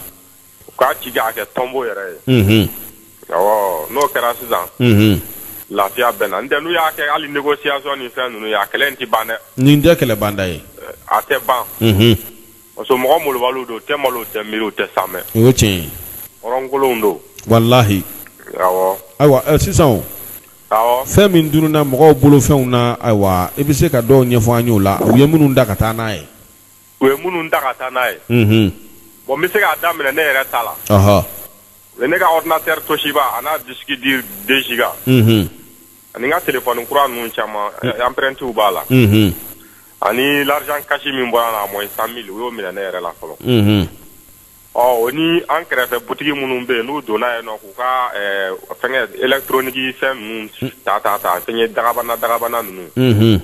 o ka ca ba n'a si ye ani minnu ka commerce marchandise fana bɛ yen nɔ ni a feerelenw bɛ se 500 000 quelque o ma ka taa se 1 million na o y'olu bɛɛ jeni o kɔni ka ca yɛrɛ dan t'o la yɛrɛ i y'a ye donc fɛn in wari kɔni n'i ko i b'a compter cɛnni min donna an ka maliyɛnw kunna a ko la mɔgɔ tɛ se ka 30 millions kɔni fɔ a kɔrɔ ɔ sisan kumakan laban e yɛrɛ bolo ninnu bɛna se ka nin yɔrɔ kofɔlen ninnu minɛ k'u ta don wa ni maa min ye ɲininka e yɛrɛ bolo u bɛ se k'a minɛ na wa ne ka jate la u bɛ se k'a minɛ k'a sababu kɛ mun ye ni Mali faamaw ma wuli ka kɛlɛ in kɛ u b'a minɛ dɛ parce que u sigilen don a kan ala an bɛ sisan waati min yɛrɛ la u k'u ka donso bɛ labɛn na halisa k'u tɛ kɛlɛ in dabila ko fɔ yɔrɔ min bon kelen bon u ka ministre n yɛrɛ y'a mɛn RFI la donc ka ministre bɛ ka ko in démenti ka don ka faveur la quoi cogo di voilà ko Mali bandi armée taara bin u ka mɔgɔw kan u ka sanu bɔ yɔrɔ la n'i dun y'a jate minɛ yɛrɛ olu yɛrɛ ta tɛ dugukolo ye fɔlɔ ne ko Mali bandi armée taara bin a ka sanu bɔlaw kan yɔrɔ kɔni depuis ye o ye kalon ye fɔlɔ a tɛna kɛ n'anw ka ministre da sirilen don donc aw minnu bɛ radio so ninnu na aw fana bɛ se ka kuma in walawala u ye pour que nɔgɔ ka bɔ a la pewu an ka ministre ka ca ministre minnu bɛ malidenw ni jamana wɛrɛ cɛw koɲɛw ɲɛnabɔli olu bi yan u bɛ yen minnu bɛ malidenw ka koɲɛ ɲɛnabɔ olu bi yan u bɛ yen minnu bɛ lakana ko ɲɛnabɔ olu bi yan u bɛɛ bɛ yen maa bɛ kuma nin ko la bilen wa i bɛ ka yɛrɛ bi yan kɔni a taara ka dan kɛ i bɛ ka yɛrɛ ta kun ye ko Mali tɛ tila a kɔni yɔrɔ ni sema an bɔr'o ta la rebelles ka tila ka na don an kɛrɛfɛ ɲɔgɔn jamanaw na a kɔni nin ye Laginɛ ta ye don jumɛn Burukina fana bɛna wuli an kama maa y'o cogo dɔn a bɛ wuli parce que a bɛ daminɛ nin de la n'u y'a ye k'a fɔ ko ninnu ta ɲana k'u ye place sɔrɔ samasogo de don dɔ fana b'a ka murunin ta an kama don dɔ la i b'a sɔrɔ yɔrɔ dɔ b'an ni yɔrɔ dɔ cɛ o kɔni gɛlɛ bilalen don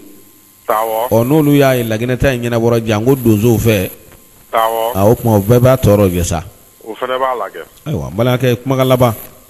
a kumakan laban kɔni bɛrɛ tɛ ne fɛ toujours kɔni an ka faama minnu b'an fɛ yan awɔ u k'u janto u yɛrɛ la u kana ko in ni tulonkɛ ta dɛ baasi tɛ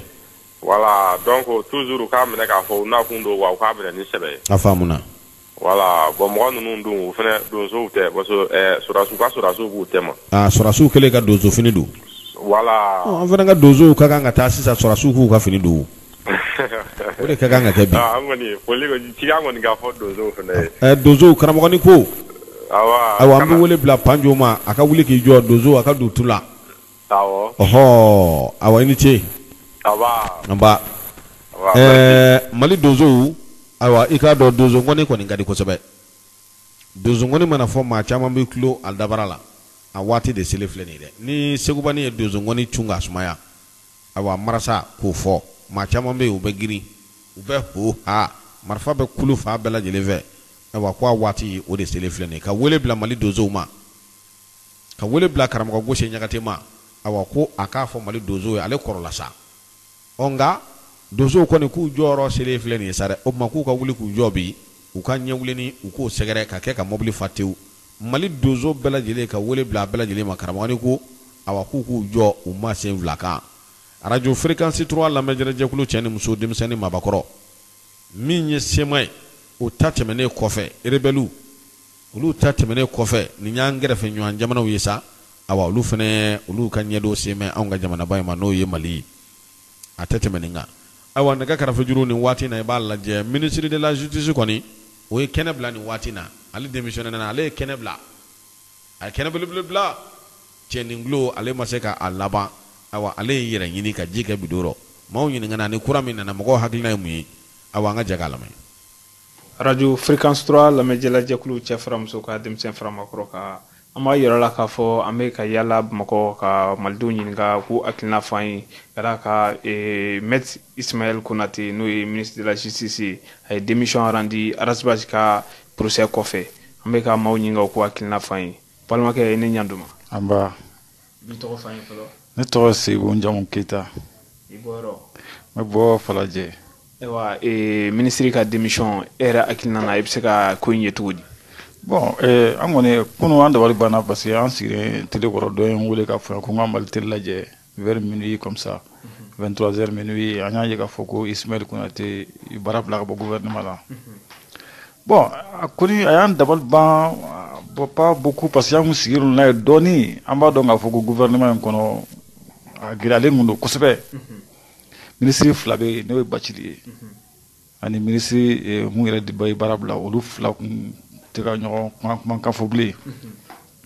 mankanw b'u ni ɲɔgɔn cɛ an b'a kalama Rasibati ko kuma b'a la n'o ye Bacili yɛrɛ den dɔ ye Bacili yɛrɛ a ye kuma caman fɔ wagati na ka taa don fo magistrature yɛrɛ mɔgɔw kun bon o magistrature dun o ɲɛmɔgɔ tun ye Konate ye bon n y'a faamu k'a fɔ ko kumaw ma bɛn ɲɔgɔn ma Konate tun y'a fɔ ni Bacili ma baara bila ale bɛ baara bila bon nin bɛɛ kɛra ka président sigilen to yen président ma kuma président ma kuma a ma kɛ ministre fila kɛlɛ a président sigilen bɛ k'u lajɛ premier ministre sigilen bɛ k'u lajɛ donc finalement a ko tora Bacili ta la n taara fanga min b'a la quand même ale de sera ka sankɔrɔta sɔrɔ a ko la donc cogoya tɛ mun bolo ne Konate ye baara bila a bɛ se ka mun kɛ baara bila est-ce que fɔ ko in ye politique ko de ye sa non politique b'a la quoi parce que an t'a dɔn mun bɛ yen ni nin kuma kɛra Bacili ye kuma minnu fɔ ni gouvernement responsable don un président qui sait pourquoi il est là a tun man ka ko to a ka tɛmɛ n'a ma Bacili bɔ gouvernement na a tun b'a wele o tun bɛ kan ka da k'a ye kuma dɔw bɛ yen ka n'o fɔ i baarakɛɲɔgɔn ma gouvernement kɔnɔ n'i y'a fɔ gouvernement ɲuman dans tous les pays au monde une équipe gouvernementale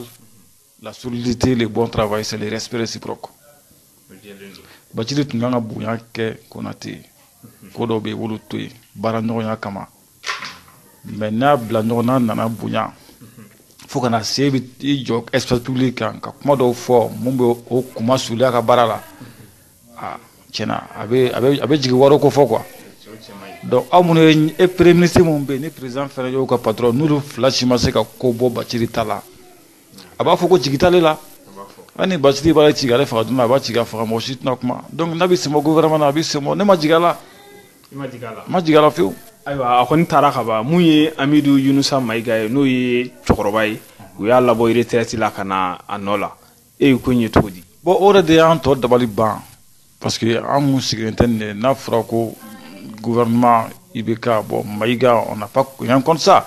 mais ka taa mɔgɔ bɔ retraite la ka na n'a ye on s'est demandé o kuma an ka Mali in kɔnɔ yan cadre jeune tɛ yan même pas un cadre très jeune mais intermédiaire qui a une activité quand même. Pourquoi on nous le doit, ça ne manque pas. Bon, on a les Maïga, bon, en tant don, c'est pas un problème. Maïga, c'est pas un problème, mais c'était souhaitable que ce soit quelqu'un qui est dans le milieu de la juridiction qui a une activité. Ça ne manque pas les jeunes. Ici, on devrait mettre l'accent sur une équipe dynamique jeune. Ce n'est pas de cela qu'il s'agit. Konate, on estime qu'il était un jeune ministre, on devrait quand même faire venir un jeune ministre à sa place. Et ça ne manque pas. C'est que le président de la République, a responsabilité face à certains problèmes de la nation. Un gouvernement, ce n'est pas un lieu de règlement de compte entre des individus, entre parenthèses, qui sont ministres. N'a ministère de l'Église abe aga poste bunya abe jamana don bunya bo bunya le mu ya ka kuma fo chugo da ko ke chugo do kata kere ta ka se place publique ka fo ta se dobi c'est moi la do kama on n'est pas à ce niveau le Mali vaut mieux que tout ça Bacili ni ko ati amo tifu ya yibe kana ka mo amba ambalma ke anu nyatuma ba lula wi to fo an joro mbila bo ne to ya daw bon ne be société civile la ni jirani société de la o makoyano ewa en série ma wati na kadaka muye Ismaël Konate le ministre de la justice a démission rendu Rasbachka et procès kofé ameka mawo nyi ko akilina fan ere ye ko nyi tukum namba fe ka dakune dama don fan bamanangana bon so mayna de bon ne ya ye réseaux sociaux kan bon nya essayer ka anyini ga famia kumindo o ko Rasbat labla la kuno ko d'appel fait ko sababu ya to ko ministre Konate a démission rendu bon ayne dabal banka sababu ke muye Ismaël Konate yere avocat di avocat ibe iga client défend iga bara konana abe se bi gagner comme il est perdu. Moi, t'es qu'est-ce que vous qui va vous finir blanc. Il est ministre. Bon, jamana tola il est la unique. Ko mo ka nyangi ko parce que kay cheninge. Bon ni jamana saria boya ira ka foko bo cheni kunte ala ka foko aka kasuke wala maka amanisra. Bon ne fait tribunal yi fin de irana mi mi sigara ne baski jamana kono quoi. Parce que critique fanatique a fo fait mana foko atika nyangi tugu dola quoi. Ne fait mi jamana suma ni tribunal o décision face au temps au fond décision demandée. Bon ne fait Ismaël Konaté en tant qu'avocat, il m'a dit que l'avocat a démissionné quoi. Non, démissionné compte non. C'est-à-dire qu'il n'y a qu'avocat est jatemene. À ton cas son quoi. En tant qu'avocat et en même temps quand il a Diana Franco, il est démocrate. Parce que il lui coule de quoi. Pouvoir judiciaire il y a qu'à des gens rendus à quand son tamadi. En tant que ministre lui-même. Voilà, bon, vraiment, il est de balbampéo. O kon famna khon tara muy Amidou Yunusa Maïgay o Maïssa Chorbaye a me retraite la e nyama ire a wo wole kana noyi e akoyi ma chama ma fam ereb seka m fan ko la bon ne kon Idrissa Maïga ni don ministre kuren don mais chiko kama bon abe mogo nyugu yire la donne quoi parce que amega jena tableau yi mena quoi bon ka lege vraiment c'est-à-dire que munu fanga mogo na binu be ska barake o ka bara duma ko kana mogo jowere la quoi ka ke nevo comme si ni chorba were te quand te démission da quoi bon o te kunyumay en fait quoi en refait ou ka promotion des jeunes ke o de nyonte chorba ya ta hatlike abi segen la fien la bon ou bi wata kunye kana aka na fulu nyini ka kun wa ou bien kunye munde nte ka fo ko doni ko konte ça dit que antifan famille là quoi hein bon nyamako kono ka lege ou ka to ka akli jarbo yanu ka décision face au dota quoi bon président premier ministre proposition que président ba décret signé bon ni sugula ou ka essayer ka façon dum bonya fana quoi bon anga gouvernement kunte ka fo ko ci ko bare tritre ci na kay rofa quoi bon en fait barake barate blin quoi fait ñini ne do quoi voilà merci beaucoup. Fréquence 3 la mebaw alibi ambe yala lab mako muye maître Ismaël Konaté aleka démission o kum konnado ambe ka yala kamal dew nyinika balmake reba ambulu watina mba fe aka re fayin folo balmake ine nyantuma amba anje ne togo Musa Magane Manyambu ewa ansiri ma sa Musa muye maître ka démission ka yere akilna ibisika mu fayin bawna na kadaka arasbazika et procès ko fait de choufe kuna foni bina. Bon, ministre de la démission, moi je vois que c'est une bonne chose. Parce qu'il faut que moi, aille là, ça ne va pas dans ce pays. Dans ce pays, la justice n'existe pas. Les juges ne sont pas dignes. Je m'excuse le mot, hein. Juge ou à fou, il y a quoi. Donc, vous savez qu'en fonction de la rue, bon, juge tout là quoi. Donc, le ministre est démissionnaire en un mot. Pour moi, à démissionnaire du Cameroun, parce que on lui impose, on fait imposer juge quand, pour que la tension calme, la justice doit faire son travail, quelle que soit la personne qu'il doit juger. Na juge la manquant au Cameroun, juge du fil de leur travail. Nous, on n'est pas d'accord. Donc, le ministre a démission à bout de Ira, quoi. Parce qu'ils ont l'air liés. Donc, on ne peut pas calculer là, il faut que mon rôle soit un peu aïe. Ne pas calculer, il vient tout en baraque. Parce qu'il y a des bébés nana, des paysans ibéka et aga gouvernement aga ni 4 ans kono. On a une idée de parce que le premier ministre totalement démissionné là. Peut-être on y a la guerre sur cause du tout. Oui, la parole là, quelqu'un qui a 4 ans. Non, mon bien, tout chôme. Mon bien, mal la moi pour ça tout chôme. Donc ministre, je pense qu'il y a bon million de kono. Parce que nous, nous tundo, vous pouvez ministre diakama, vous pouvez dambe ferry, plastique. Donc ministre a préféré, a dambe préféré placier. Donc vraiment, à quand une action, c'est salutaire. En bas, faut à quand baran. Là, nous avons chara, malikona, au dernier conseil, nous tout dambe ferry plastique. Mouye Amidou Yunusa Maïga ale koni chorba du akme retraite la ya wule kana na kabla ministre nola akuma chara ere siga mfamia kula. Non, tu sais que il y a le gouvernement il y a mogo de tadron aka mogo dron kubla poche la dron pour qu'il puisse bouffer un peu. Sinon normalement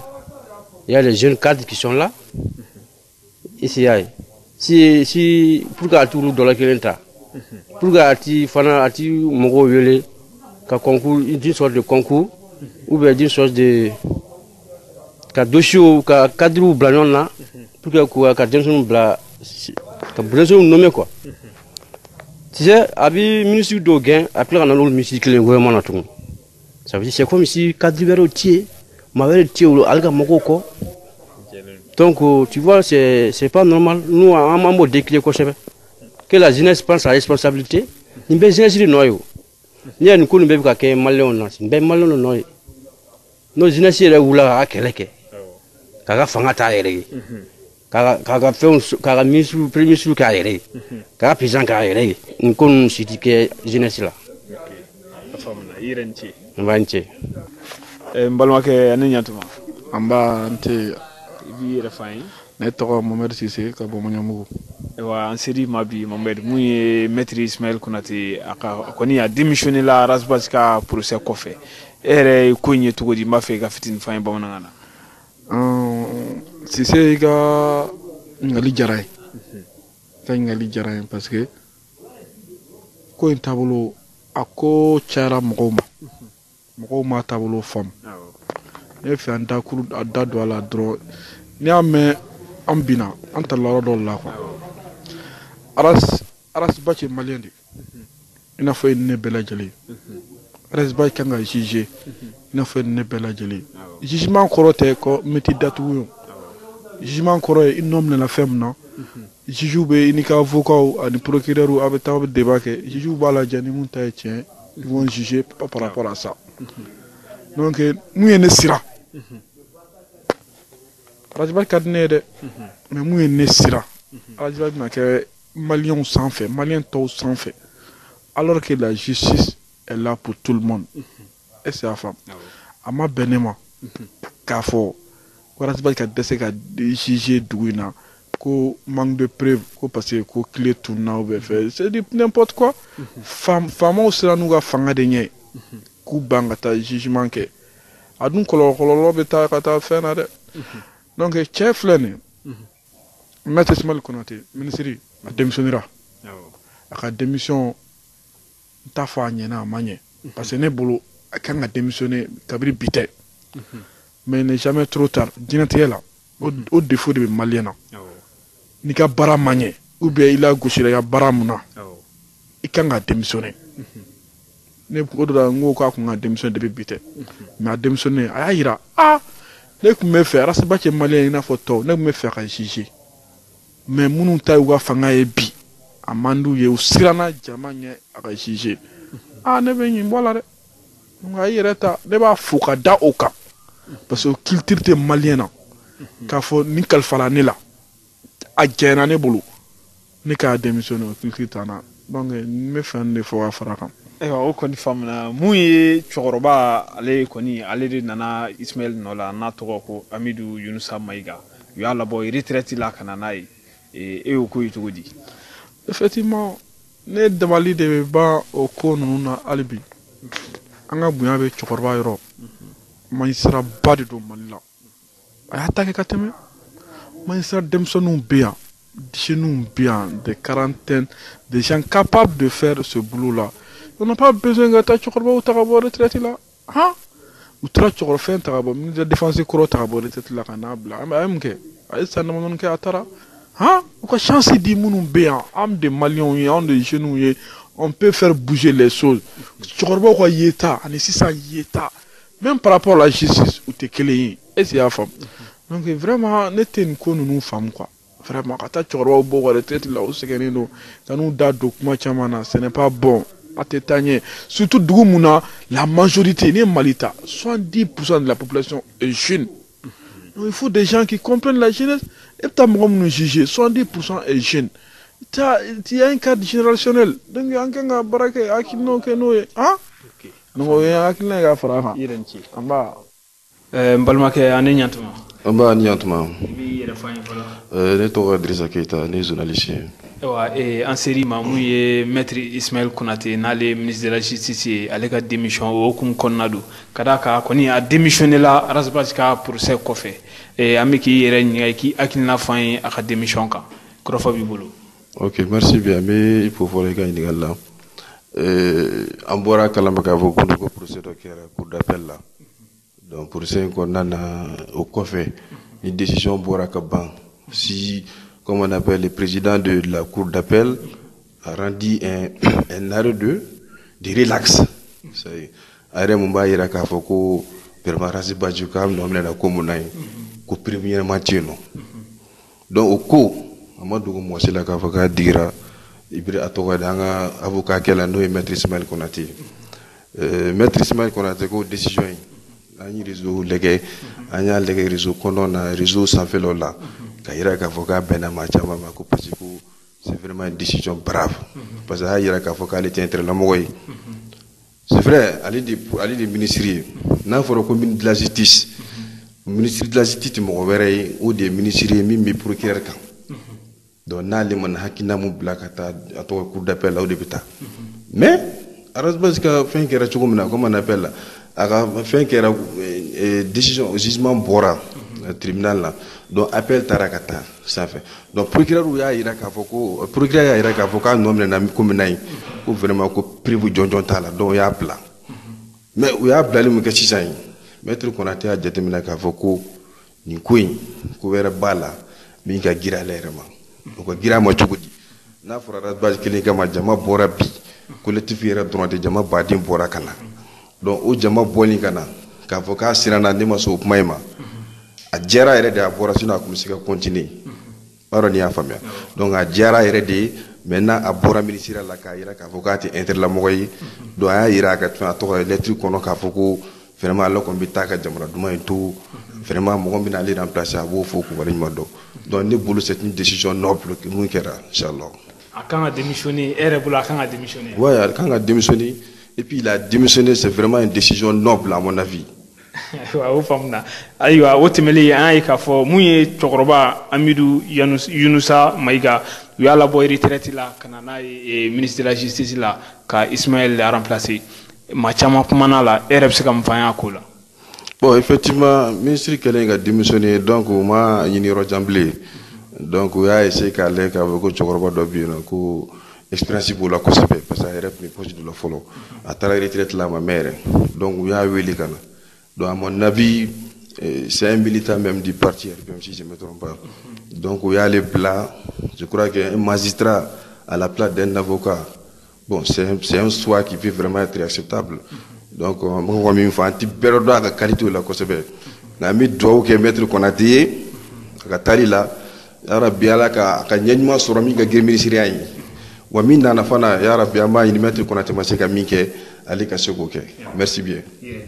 aywa ninde bashi lamme jaraje kulu chene muso de mseni farama bakoroka o num sisi ka blakata akata nyiningali ke maula o minye ni kirimi ni atikara ras bajika kiri ministre de la justice fenanga démission o ani kurami zigira mo hakilina e feminye awa ikado dugu kono uye nyafali ko lanzira ka min dema aw yeso madaina o min ministre de la justice kurai o bala do ajira kuma kono ka fo ko RPM tonde ndo RPM ko tonde dodo kuna mafili ko RPM tonde dodo o min kirifina ya kera Mamadou Ismaël Konaté ale démissionné na ye wala semaine nga kirim venen digali law ya jira ka foko clé maye tile min yasbe min ni kɔrɔfɔkanw b'o kɔnɔ k'o ma ye o de bɛna seere ɲɔgɔnyew tigɛ k'o tununa sɔnni kungo cɛ nka limanaw o tɛ dɛ ci bɔra palais la kuluba ka na ko ka kiri non-lui kiri ka jɔ yɛrɛ foyi ma kɛ o tuma a ɲɛ yɛrɛ jɔnjɔnjɔ de ye nin tile ma tunu dɛ fanga siranna ko ka kiri jɔ ko non-lui ka di lamɛjɛrɛjɛkulu cɛ ni muso denmisɛnnin fara maabakɔrɔ kan awa i k'a dɔn min ye anw ka jamanaba in ye fɛn min b'a ka bi a sidɔnnen don dɛ u k'a lajɛ u ka chance di denmisɛnninw ma awɔ ka chance di denmisɛnninw fana ma dɛrɛ maa minnu bɛ i b'a fɔ komi maa wɛrɛ tɛ jamana kɔnɔ ne ko n'i ye baara kɛ ka taa retraite la o kɔrɔ ye mun ye k'i sera sɛgɛnnafiɲɛ bɔ ye k'i ka t'i sɛgɛnnafiɲɛ bɔ nka n'a fɔra e sɛgɛnnafiɲɛ bɔ bɛ kɛ waati min surtout nin jamana yɛrɛ bɛ cogoya min na bi ka t'i wele ka n'i bila o kunna an tɛ nin fɛnɛ da laban lajɛ ni ni juges bɛna a saran k'a jija k'a bila niveau jumɛn na maa bɛ ɲininkali kɛ o fana na ani juges ta bɛna laban jumɛn na barisabu ne y'a ye nin waati laban in ministre fɛn o fɛn bɛ yen n'o nana a bɛɛ lajɛlen de taara nin dacogo la ministre Mohamed Ali Bacili ale tun ye ministre de la justice ye ani magistrats y'a saran k'a jija ale nana a ye dɔw minɛ k'olu datugu cɛw u y'a saran k'a jija u ka mankan taara n'a ye k'a bɔ ministre so in na Mamadu Ismail Konate nanen filɛ nin ye a bɛɛ y'o magistrat ko kelen ye juges ka kɛlɛ o fɛnɛ dalen filɛ nin ye n'a ye ni min nanen filɛ nin ye awa o tuma mankan bɛna taa n'o fɛnɛ don jumɛn n'o ye magistrats ka kɛlɛ ye juges ka kɛlɛ o bɛna taa ni nin fɛnɛ ye wa a tɛna taa n'a ye wa o tuma jamana in a bɛ taabolo min na bi a tɛ taabolo ɲuman kan barisabu ni maa min da gosira la kaban kiiritigɛlaw ko ni musaka de ka kan ka d'anw ma an bɛ kiiri tigɛ ka ɲɛ o farala olu ka musakaw kan dɔgɔtɔrɔw ko ni musaka de ka kan ka d'an ma an bɛ maaw furakɛ ka ɲɛ o farala o kan a kɔni bɛ ka fara a kan dɔrɔn nka ta tɛ bɔ sisi tɛ bɔ e ko mara lajɛbaw mara kɛbaw olu fana d'u kɔ yɛlɛma dɔɔni ɔ maa caman ko Mamadu Ismail Konate filɛ ka nin min kɛ nin ye awa ko a ye ko ɲuman kɛ ka démissionner ministre caman bɛ gouvernement kɔnɔ nin ɲɔgɔnna ba kelen kɛr'u la u y'a mun tɔgɔ la ka tɛmɛ n'a ye u ma démissionner ministre Mohamed Ali Bacili u ye waleya dɔ k'a la ne yɛrɛ bɛ se k'a fɔ o ka jugu ka tɛmɛ nin bɛɛ lajɛlen kan a ma démissionner dɛ o ye jumɛn ye Solomani premier ministre Modibo Keita Sada Touré u bɛɛ lajɛlen jɛra ka réunion kɛ a kunnafoni bɛ n bolo yan Solomani Bugu ko a k'a ci a y'a cili daminɛ min kɛ awa u y'a fɔ a ye ko a k'a jɔ o fana ka jugu ni nin ye o nka o bɛ yen dɛ o ma démissionner dɛ o n'a ɲɔgɔnna caman o de bɛ gouvernement in kɔnɔ k'i bolo ŋaɲaki k'a da i kɔ u tɛ démissionner koyi ɔ yɔrɔ n'i ma démissionner o na o kumana o jamana jɔ dun bɛna kɛ cogo di sa fo Zumana Sakɔ ninnu ɲɔgɔnnaw de ka kan ka ladege jamana in kɔnɔ yan lamɛnbaaw kunun y'a fɔ an ye ko ɲininkali 8nan président Modibo awa n ko n bɛna ɲininkali 8nan o bɛ tɛnku a la bi ɲininkali 8nan président Modibo an ka jɛ k'o lamɛn. 8nan ye min ye président Modibo o ye jamanakuntigi n'o ye Alhaji Ibrim Bukari Keita ka san 4 fanga min n'a y'a kɛ mara la e yɛrɛ bolo fɛn jumɛnw de bɛ yen n'olu ma ɲɛ walima ɲɛnen dɔw b'a la de. Ne ye min f'i ye sisan n m'a f'i ye ko mala bolo kan ka yɛlɛma munna ka yɛlɛma san 4 in kɔnɔ a ma foyi ye min bɛ se ka to an bɛ fasa an bɛɛ sɔnna ko élection kɛra peut-être a ma kɛ jɛlenya la peut-être fɛn dɔw sɔrɔla kɔnɔ maaw fɛ maa minnu u ye baara kɛ cikɛdaw fɛ minnu man ka ye abada politique kɛnɛ kan mais an bɛɛ sɔnna k'a fɔ ni an ye mɔgɔ sugandi an b'a fɔ ma légitimité danaya kura min b'o la o bɛ se ka jamana bɔ nin fɛn kɔnɔ o jamana bɔ nin kɔnɔ tun ye mun ye o t'an ka nord ye wa o t'an ka sécurité wa ayiwa mun de kɛra nord min tun kan ka kɛ kabini u nana ko ka ɲɔgɔn kuma ɲɔgɔnya a ko don a ye min fɔ ni gouvernement sigira 2 mois ka ɲɔgɔn mɔ a ma kɛ tora ten an bɛ yan fɛ an bɛ yan fɛ an bɛ nin na an tɛ nin na fo kana taa se Kidali kɔlɔlɔ ma juin 2014 la i kɔni hakili b'o la o y'a sɔrɔ sa u nana min sɔrɔla yen u yɛrɛ ka baara fɛ u bɛɛ wora Kidali wora nord caman wora Menaka fan caman wora ka ban donc i kɔni nana min na i ma ɲɛnabɔ parce que i nana min bɛ yen i ma se k'o garder o y'a fɔlɔ ye a filanan ni crise kɛra tan phase 3 de bɛ crise la crise yɛrɛ a ka farinman ba tuma ani ni farinman bɔ ni bɔra yen nɔ a phase dɔ bɛna an b'a fɔ a ma stabilisation n'o bɔra yen nɔ phase dɔ bɛna an b'a fɔ a ma normalisation crise ba nin n'a tun ka kami kosɛbɛ o y'a ye jadi mɔgɔw ni fɛn minnu tun kɛlen bɛ ka jamana minɛ bon faransi nana dɛmɛ an ni cɛ k'o ta ka bɔ an kan o bɔra an kan phase de stabilisation ni a tun kan ka daminɛ ni ko fila ye a fɔlɔ an ka président kura sigi min bɛ se ka to jamana a bɛ kuma ka se ka jamana mɔgɔw to kuma ɲɔgɔn ka se ka jamana bɔ nin na o kɛra an k'an ka accord min signé n'an b'a fɔ o ma question politique o accord min signé o fana tun kan ka lajɛ phase de stabilisation an bɛ avancer a la mais élection président kura sigira a mana taa yɔrɔ si accord fana kɛra e kɔni ɲɛ b'o gɛlɛyaw la bi donc phase de stabilisation selen bɛ yɔrɔ min na bi k'a fɔ insécurité a ma bɔ nord la a carina ka tila ka na don fo cɛmancɛla la f'a bɛ ka jigin fan bɛɛ la o tuma n'an m'an kɔlɔsi an tɛna segin an b'a fɔ min ma phase kalama ma ala k'an kisi o ma ala k'an kisi o ma donc an bɛ yɔrɔ min na bi ne ye min f'i ye sisan stabilisation minima ka na ni lakana minima ye ka na ni élection ka cogo la o de b'a to an bɛ se ka phase de stabilisation an bɛ yɔrɔ min na bi ka tɛmɛ o kan k'o baara kɛ ka ɲɛsin normalisation ma jamana ta bɔ sira o ye o ma ɲɛnabɔ donc mɔgɔ se ka fɔ ko fɛn kɛra o san naani kɔnɔna la maa tun kan ka miiri k'a fɔ fɛn minnu bɛɛ bɛ kɛ institution na an y'a fɔ an ka foroba kuma kɛ an ka sigi ka kuma n'an sigira ka kuma an ka ko kan ka taa sira min fɛ an b'o ɲɛfɔ ɲɛna n'an y'o ɲɛfɔ ɲɛna an bɛ t'o fɛ mais o bannen d'o ma k'o tɛ kɛ ayiwa n'o tɛ kɛ fɛɛrɛ ka k'i kɔnɔ dabali ka k'i bolo maa ka k'i bolo min fana b'o dabali n'o fɛɛrɛw sigi k'o waleya an ɲɛ bɛ mun na ko gouvernance financière kɛrɛfɛ tɛ an tɛ foyi la ko ani septembre 2013 rapport de vérification rapport dira ko mɔgɔ bɛna sugandi min bɛna an ka corruption délinquance financière kɛlɛli fɛn ninnu k'a bɛɛ sigi ɲɔgɔn kan ka sira kura d'a ma min bɛ se ka to a bɛ sinsinya ko bɛna nommé an ma mɔgɔ ye o décembre kalo selen nouvel an fɛn bɛɛ kɛra année 2014 année de la lutte contre la corruption o kɛra année de tous les scandales ye kɛra ten fɛn fɔla a gɛlɛyara fɔla an b'o de kɔnɔna la bi o an b'o dilan de kɔnɔna la hali bi fɛnw kan ka taa sira min fɛ o ma t'o fɛ i ye accord signé n'i ye accord signé kana kɛ bɛnfɛn bɔ accord kɔnɔ ko révision constitutionnelle ko a tun t'o kɔnɔ a t'o kɔnɔ tuguni i ye accord signé i t'a ɲɛfɔ mɔgɔw ye foyi tɛ ɲɛfɔ mɔgɔw ye ka tila ka taa dɔrɔn k'a paranti mɔgɔw kunna donc e ye min ye o la révision ni ani jama bɔra k'a fɛ o jama b'a jira k'a fɔ jamana taabolo man ɲi a tɛ taabolo ɲuman kan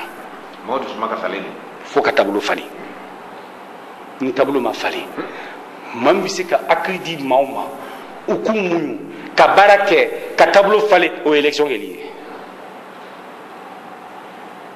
o élection dɔgɔdali a n'a kɛli jɛlenya la n'an ka ko kɔnɔna la a bɛ se ka na ni gɛrɛntɛ dɔw ye jamana ma dɛ donc n'i ko ko bilan n bɛ se ka na f'i ye n k'i sa kelen min fɔ u ye min ta k'a ɲɛsin sɛnɛkɛ ma n'a kɔni bolo fɛn ɲuman don n'a bɔra sira fɛ parce que misali la en 2008 initiative bɛna tuma min na o y'a sɔrɔ san min tɛmɛn'o kɔfɛ an ka padi an b'a fɔ ma ripadi c'était 1 million de tonnes 1 million 60 000 tonnes comme ça initiative nalen a kɛra 1 million 600 quelques mille tonnes de ripadi ye kabini o la sa a ma jigin ka taa sira fo 2 millions na 2010 2011 fo ka tɛmɛ o kan salon tun bɛ 2 millions 450 000 tonnes la Mali kɛra deuxième ye donc Mali ye baara kɛ a baara kɛra mun na parce que a danni de kɛra a labɛnna ka danni kɛ n'a danni kɛra ka tɔgɔtɔ a bɛ nin d'a ma kɛ n'a danni ma kɛ n'a ma tɔgɔtɔ a tɛ nin d'a ma o de bɛ ko caman bɛ yen bi fan tun kan k'o de kɛ ka fɛn dɔw de ɲɛɲini ka ɲɛɲini ka labɛn ani maliyɛnw ka a kuma b'a kɔnɔ ka dan o tuma la an tun b'a dɔn k'a fɔ ko sira b'an kɔrɔ hɛrɛ dɔw bɛ nalen an b'an muɲu ka kɔnɔ an b'a kɛ ka baara kɛ ka ɲɛ kɔnɔ n'o ma yi dun denmisɛnninw k'e bɛ 200 000 emplois dun 200 000 emplois 200 000 emplois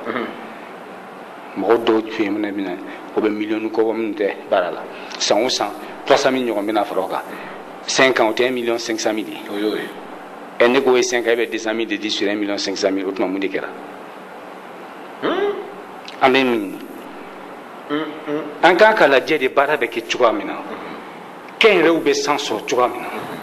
ka se ka baara kɛ jamana sɔrɔ siraw bɛ se ka baara ka yiriwa cogo di ka se ka baara kɛ an b'o de nɔfɛ o de bɛ na ni emploi ni fɛnw créer n'o ma kɛ a bɛ se ka gɛlɛya relance économique an ɲɛ t'o la panier des ménagères kɔni a bɛ fɔ min ma don gɛlɛya i kɔni b'o dɔn i bɛ taa fɛn sɛbɛn nasɔngɔ i nɔnɔ ni fɛn i b'a san i b'a dɔn a bɛ da min na a bɛ da min na a yɛlɛla a gɛlɛnpera i b'a dɔn a bɛ da min na donc a bɛ se ka to ten a bɛ se ka to ten ka tila fɛn min ma ye jamana in kɔnɔ an ɲɛ b'o de la ministre ka wuli ɲɔgɔn kama kɛnɛ fo kɛnɛ kan an ɲɛ b'o ko de la an ɲɛ bɛ mun na administration maaw bɛ wuli la dɔrɔn an ɲɛ b'o ko de la jamana bɛ jɔ kan ka cogo di kɛnɛ kan ka kɛlɛ kɛ kɛnɛ kan jamana bɛ jɔ cogo dɔ la jamana tɛ se ka jɔ o la ten ayiwa ni fana taara sira taara institution fanfɛla ninnu fɛ an k'a bɛɛ lajɛ donc aujourd'hui an bɛ se ka min fɔ kɔni hali n'i y'a dan lakanako nin ma jamana bɛ lahala min na bi fo centre bɛ ɲini kana tila na cɛmancɛya bɛ ka tila yɔrɔ bɛ ka tila jamana vraiment hami bɛ bɛɛ la bɛɛ hamili don ni mali ye maliyɛn wo maliyɛn dafɛmɔgɔw kɔkanna wo n'i ye maliyɛnw bɛ kɔ kan n'i y'u mankan mɛn tellement hami b'u la ka ɲɛsin jamana ko nin ma maa minnu bɛ k'an dɛmɛ fana hami b'u la parce que don o don misaka de bɛ donna e bɛ don o don misaka donna fɛn na e ɲɛ tɛ fɛn na tɔ la min bɛ a la wuli dɔɔni a bɛ gɛlɛya dɛ fan de kan jɔ jɔyɔrɔ la n'an jɔ jɔyɔrɔ la ka wuli ka nin bɛɛ négocier mali ka kasi sɔrɔ parce que an b'a fɔ 1 240 000 km², c'est bien 1 240 000 km². fili kɛra o an bɛɛ tun kan ka dɔn k'a fɔ an bɛ politiki fɛn fɛn sigi sen kan f'an ka sigi o 1 240 000 km de kan ka fɔ o de b'an bolo n'a b'an bolo f'an ka dɔn an b'a contrôler cogoya min na n'a b'an bolo f'an ka dɔn an b'a aménager cogoya min na bɛɛ k'i ta sɔrɔ la a ka kɛ bɛɛ jɛko ye lakana fana b'o cogoya la lakana b'o cogoya la donc f'an ka dɔn an bɛ na min kɛ n'an y'a dɔn an bɛ min kɛ an bɛ t'o fɛ ne kɔni bolo jamana nin a bɛ yɔrɔ min na sisan élection ka kɛ yɛlɛma ka na maliyɛnw b'o de kɔnɔna bi élection ka kɛ u ka se ka maga sugandi maa min n'a bɛ se ka jamana bɔ nin na danaya kura bɛ ta ka da min kan a ka se ka fɛn dɔ waleya jamana ka taabolo jamana ka basigi jamana ka lakana jamanadenw ka lakana hɛrɛ ka se ka ɲɛsɔn an b'o de la n'o tɛ kɔni y'a tɔ ala ka ɲɛ ka d'a ma président modibo baro bɛna kuncɛ ɲininkali kɔnɔntɔnna ni maa min ye président modibo e ɲininka n'ala y'a kɛ ala ye mali marali a garijɛgɛ d'i ma k'i kɛ mali président de la république ye i n'a fɔ i tɔma modibo kɛra ye cogoya min na ne ko président modibo gɛlɛya minnu bɛ jamana in kan e bɛna gɛlɛya ninnu wuli cogo di jango ŋanamu n'o ye awa dunkojuguya corruption ani lakanabaliya min bɛ jamana kan ani malidenw yɛrɛ ni tɔɔrɔlen bɛ ka se degré min ma bi e bɛna fɛɛrɛ jumɛn de kɛ malidenw ye k'an lafiya f'an k'a fɔ tiɲɛ yɛrɛ la i ka to dun k'i fa k'i kɔnɔbara minnu minɛ e bɛna mun kɛ to kɔni ka di mais n'an ye basi sɔrɔ fana o fana man go dɛ an fila an b'an ka nɔnɔ ko la o ye tiɲɛ ni foyi tɛ se ka kɛ maliyɛnw kɔ an y'a fɔ jamana jɔn don jan ko de don kelen ko tɛ mais f'i ka fɛɛrɛ tigɛ n'i y'a fɛɛrɛ tigɛ i ni maliyɛnw ka bɛn la a bɛ kɛ don jan ko ye an bɛ ɲɛmɛ minnu na ni min nana o b'a fɛ ka nin kɛ bi a bɛ nin kɛ a bɛ nin kɛ yɔrɔ caman la a bɛ ka yɔrɔ ci e nana e y'a sɔrɔ fɛn dɔ bɛ yen i m'a ɲini k'a ɲɛɲini e ko dɔrɔn k'e bɛ nin kɛ e bɛ nin kɛ walasa a ka fɔ ko politiquement ne ye nin kɛ o tɛ bɛn jamana ko la n'i bɛ baara kɛ jamana i b'a kɛ jamana de ye n'i bɛ fɛn fɛn kɛ jamana ye i bɛ ɲininka de a bɛ jamana ka sini na ka sinikɛnɛ ɲɛ wa n'anw bɛ centre communautaire ko la tuma min na n'an y'o de ɲininkali kɛ a bɛ sini na sinikɛnɛ ɲɛ a y'a ɲɛ a ma ɲɛ a y'a ɲɛ a ye sini ɲɛ ka sinikɛnɛ ɲɛ ka bin initiative a y'a ɲɛ wa a ma ɲɛ sini ɲɛ ka sinikɛnɛ ɲɛ ka bin ɲɛ ayiwa mois de la solidarité a b'a ɲɛ a ma ɲɛ moribo dandi la o assurance maladie a y'a ɲɛ a ma ɲɛ o kun kɛra ban ye fɔlɔ nka bi aran jɔ m'o da la ye aran jɔ de b'a da la ayiwa ala ka a nɔgɔya hali bi nin fɛn bɛɛ lajɛlen question sécuritaire o lutte contre la corruption fana ye ko min ye f'an ka sigi an ka kuma fɔ de parce que corruption a b'an cɛ la a mɔgɔw bɛ yen k'a fɔ ko maa ladiri tɛ jamana nin kɔnɔ o fana ye nkalon ye maa ladiri bɛ jamana nin kɔnɔ yan maaw bɛ yan minnu b'u ka baara kɛ minnu b'u ka baara kɛ cogoya la maaw bɛ yan minnu b'u ka sɔrɔ ka cogoya la an kan ka banba olu bɛɛ de kan ka se ka nin ko nin kɛlɛ a fɛɛrɛ b'an bolo a b'an kɔnɔ a b'an ka Mali horizon 2030 kɔnɔ a b'an ka programme kɔnɔ a b'an ka plan kɔnɔ mais fa ni malidenw de ka sigi ka kuma fɔ ɲɔgɔn ɲɛna enrichissement illicite ni k'a tun bɛ état généraux sur la corruption na min tiɲɛna mais a tun bɛ plan na labɛn cogo ni kuma cogo de b'a la ne ma labɛn cogo ni kuma cogo kɛ e y'i girinna ka na ta k'a bila yan parce que i bolibatɔ k'i bɛ bɔ nin kɔrɔ ka na nin sigi yan nɔ laban kɛra mun ye a ma wuli nin a ye mun ye foyi a ye mun ye foyi ni girin ka wuli ye mun ye jamanajɔ hakili sigi don basigi don ni ko min b'i da la a lajɛ i b'a kunbɛ cogoya min na mais e kana wuli dɔrɔn k'a fɔ ni nana ni nin ye o bɛ n bɔ nin bolo j'ai oublié sɛdenni ka ɲinɛtɔ kasi ta bɔsɛgɛden bolo dɛ sɛgɛ b'a ta dɛ a b'a ta dɛ o tuma sani ka ta i ka ta ko la i ka jamanadenw yɛrɛ b'a dɔn k'a fɔ tiɲɛna a y'a jɔ a jɔ la takun b'a la ne to kɛ fɛn bɛɛ a bɛ ɲɛnabɔ donc ka o ko nin e bɛ k'a fɔ grain an b'o ko nin de la o parce que an ka programme dɔ tun bɛ an y'a dilan an ka projet tun bɛ an y'a dilan an ye mɔgɔw bila ka baara kɛ hali bi mɔgɔw bɛ ka baara ka kan mais an bɛ ka kuma gɛrɛ ni fɛn minnu bɛɛ la kana lajɛ ta an bɛ kuma dɛ an ni maaw bɛ taa maaw bɛ ɲininkali ni fɛn minnu kɛ u bɛ hakilina ɲuman min di an bɛ k'u ta sɔɔni an bɛna mɔgɔw bila baara dɔ la fɛn dɔw fana kan parce que maliyɛn dɔw y'a ɲini an fɛ k'a fɔ dɔrɔn an k'a lajɛ mɔgɔw ka segin ka na tuguni u n'olu ka kuma ka taa ɲɛ problème dɔw kan pour que u ka faamu ani k'u ka solution n'u ka fɛnw proposer n'i y'a bɛn bɛ wuli ka jɔn ka jamana la n'i y'a mɛn b'a fɛ ka taa ɲɛ i b'a dɔn k'a fɔ i ka ko de b'a la i b'a dɔn k'a fɔ i ka sɔrɔ de b'a la i b'a dɔn k'a fɔ i ka hakilina dɔ b'a la n'o b'i la kɔni i b'i jɔ i jɔyɔrɔ la donc fa ni maaw de ka kuma foyi tɛ kɛ malidenw kɔ maa si tɛ fɛn ye k'i bɛ fɛnw kɛ mais i kɔni ko fila bɛ yen k'i miiri k'a fɔ k'i kelen tɛ se ka fɛn kɛ o ye nkalon ye i kelen tɛ se ka fɛn bɛɛ kɛ k'i miiri fana k'a fɔ ko i ni maaw tɛ se ka fɛn kɛ o fana tɛ se ka kɛ f'i ni maaw de ka fɛn dɔ kɛ mais i kelen bɛ se ka fɛn dɔ kɛ toujours i y'a faamu f'an bɛɛ ka yira k'a fɔ an bɛ yɔrɔ yɔrɔ la sira ye ladiriya de ye sira ye ladiriya ye siga t'o la ni ladiriya bɛ yen ni mɔgɔw formé don ka ɲɛ ni mesures bɛ yen ka ɲɛ ni maliyɛnw yɛrɛ sɔnna ka fɔ u yɛrɛ kan ka fɛn dɔw falen parce que f'an ka dɔ fɔ ɲɔgɔn de ye o yɛlɛma a b'anw de da la f'an ka yɛlɛma de mais a yɛlɛma nin an b'a kɛ bɛnkan de ye o de y'a to an b'a fɔ dialogue national refondateur o t'a bali an ka programme d'urgence sigi sen kan an b'o baaraw la donc nin min filɛ nin ye i ye min fɔ nin ye question sécuritaire ko nin an ka fɛɛrɛ n'an ka fɛnw b'a kɔnɔ ani maliyɛn dɔw y'a kuma kɛ a b'an kɔnɔ mais ani maliyɛnw bɛna kuma kɛ tuguni parce que min bɛ bila sen kan fo maliyɛnw ka sɔn a ye maliyɛnw ka dɔn k'a fɔ min bɛna yɛrɛ demander olu yɛrɛ fɛ an bɛɛ yɛrɛ b'a kun min bɛna demander fɛ u k'a dɔn a la bɛɛ jɔyɔrɔ ye min ye a tɛ fɔ maa si kɔ a lakana ko kɔni an bɛɛ kun b'o dɔn dɛ a tɛ fɔ maa si kɔ n'an y'u sigi sen kan a ka ca ala fɛ plan ni fɛn minnu bɛ bɔ kɔnɔ maliyɛnw bɛ sɔn parce que u b'a dɔn k'a fɔ min bɛ ɲinina kɔnɔ u ka sini hɛrɛ b'a la n'o tɛ an bɛɛ haminen dɔ bi o maliyɛnw haminen dɔ bi o parce que ɲan tɛ sini na ɲan tɛ sini na u b'u yɛrɛ ɲininka ne denw ne mɔdenw ne tulomasɔn u bɛna kɛ jamana jumɛn kɔnɔ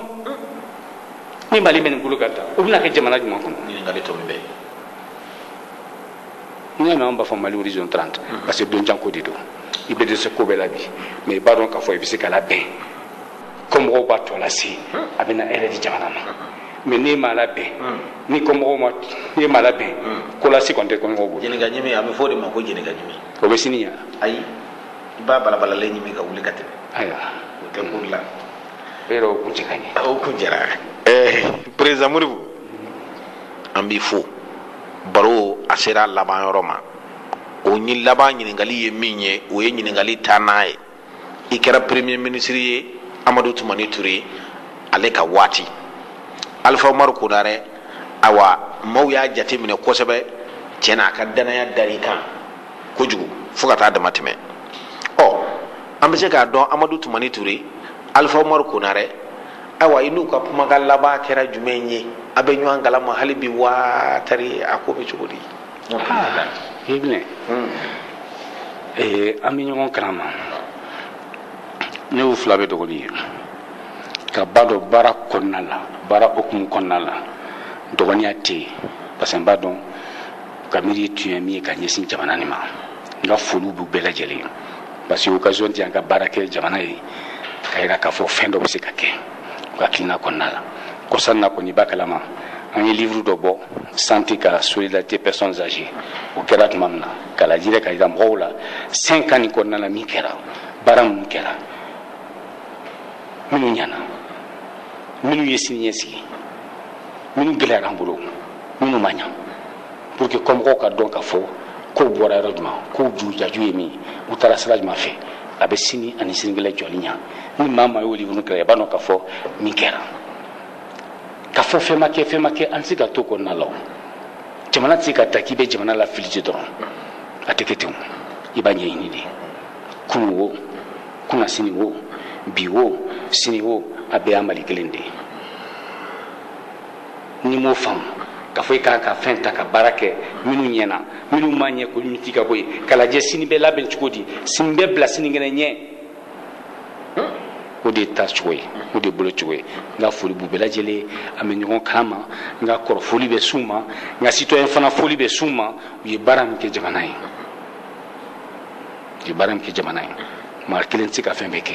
i b'a kɛ ka lase yɔrɔ dɔ la mɔgɔw tɔw b'a ta ka lase u ye fɛn caman kɛ u ye fɛn caman dan fɛn caman falenna min tun t'u tile ye hali bi a dɔw bɛ ka falen ka baara kɛlen hali bi a dɔw bɛ ka falen k'a fɔ fɛn bɛɛ fana ɲɛna fɛn bɛɛ fana ma ɲɛ n'o jamana jɔ bɛ ten dɔ bɛ ɲɛ dɔ tɛ ɲɛ dɔ bɛ ɲɛ dɔ tɛ ɲɛ nka an k'an banba min ɲɛna min ye jamana la taa ɲɛ an k'an banba o kan n'i ye fɛn caman lajɛ bi n'i y'a lajɛ mali tun bɛ indépendance la tuma min na nombre de terres aménagées tun bɛ yan nombre de kilomètres de route bitumée tun bɛ yan ko n'a bi ka da min kɛra i b'a dɔn k'a fɔ ko fɛn caman kɛra a jiginna i b'a dɔn k'a fɔ ko fɛn caman kɛra i b'a dɔn k'a fɔ ko fɛn caman kɛra nka ko tɔba bɛ yen hali bi ni mali denmisɛnnin bɛɛ de ma kɛnɛya sɔrɔ ni denmisɛnnin bɛɛ ma école de qualité sɔrɔ ni mali denmisɛnninw caman ma se fanba ma se ka baara sɔrɔ u ka don baara la u ka kɛ kɛnyɛrɛ ye u ka don sɛnɛ la u ka don fɛn na u k'u ka dahirimɛ sɔrɔ la ko tɔba bɛ yen hali bi dɛ a tɔ ka ca mɛ n'i y'o fana lajɛ sira minnu bɛ nalen ye o caman siraw kunbɔlen don a fɛɛrɛw fana bɛ yen a dabaliw fana bɛ yen an ka se ka taa sira fɛ ka jamana basigi n ka foli b'u bɛɛ lajɛlen président Modibo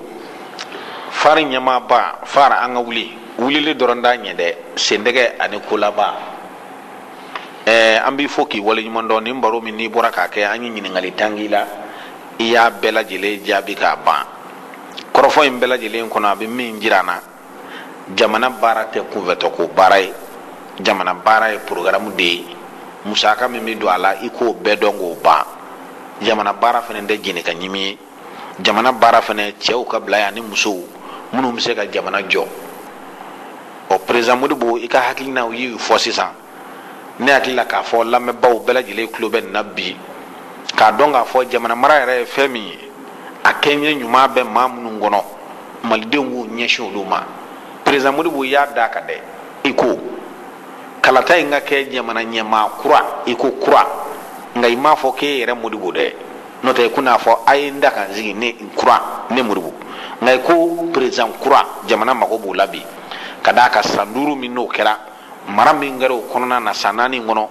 a tɛ maa jigi sigi ka danaya kura wɛrɛ ta k'a da jamana ɲɛmaa kan bilen président Modibo an b'i yɛrɛ fo k'i waleɲuman dɔn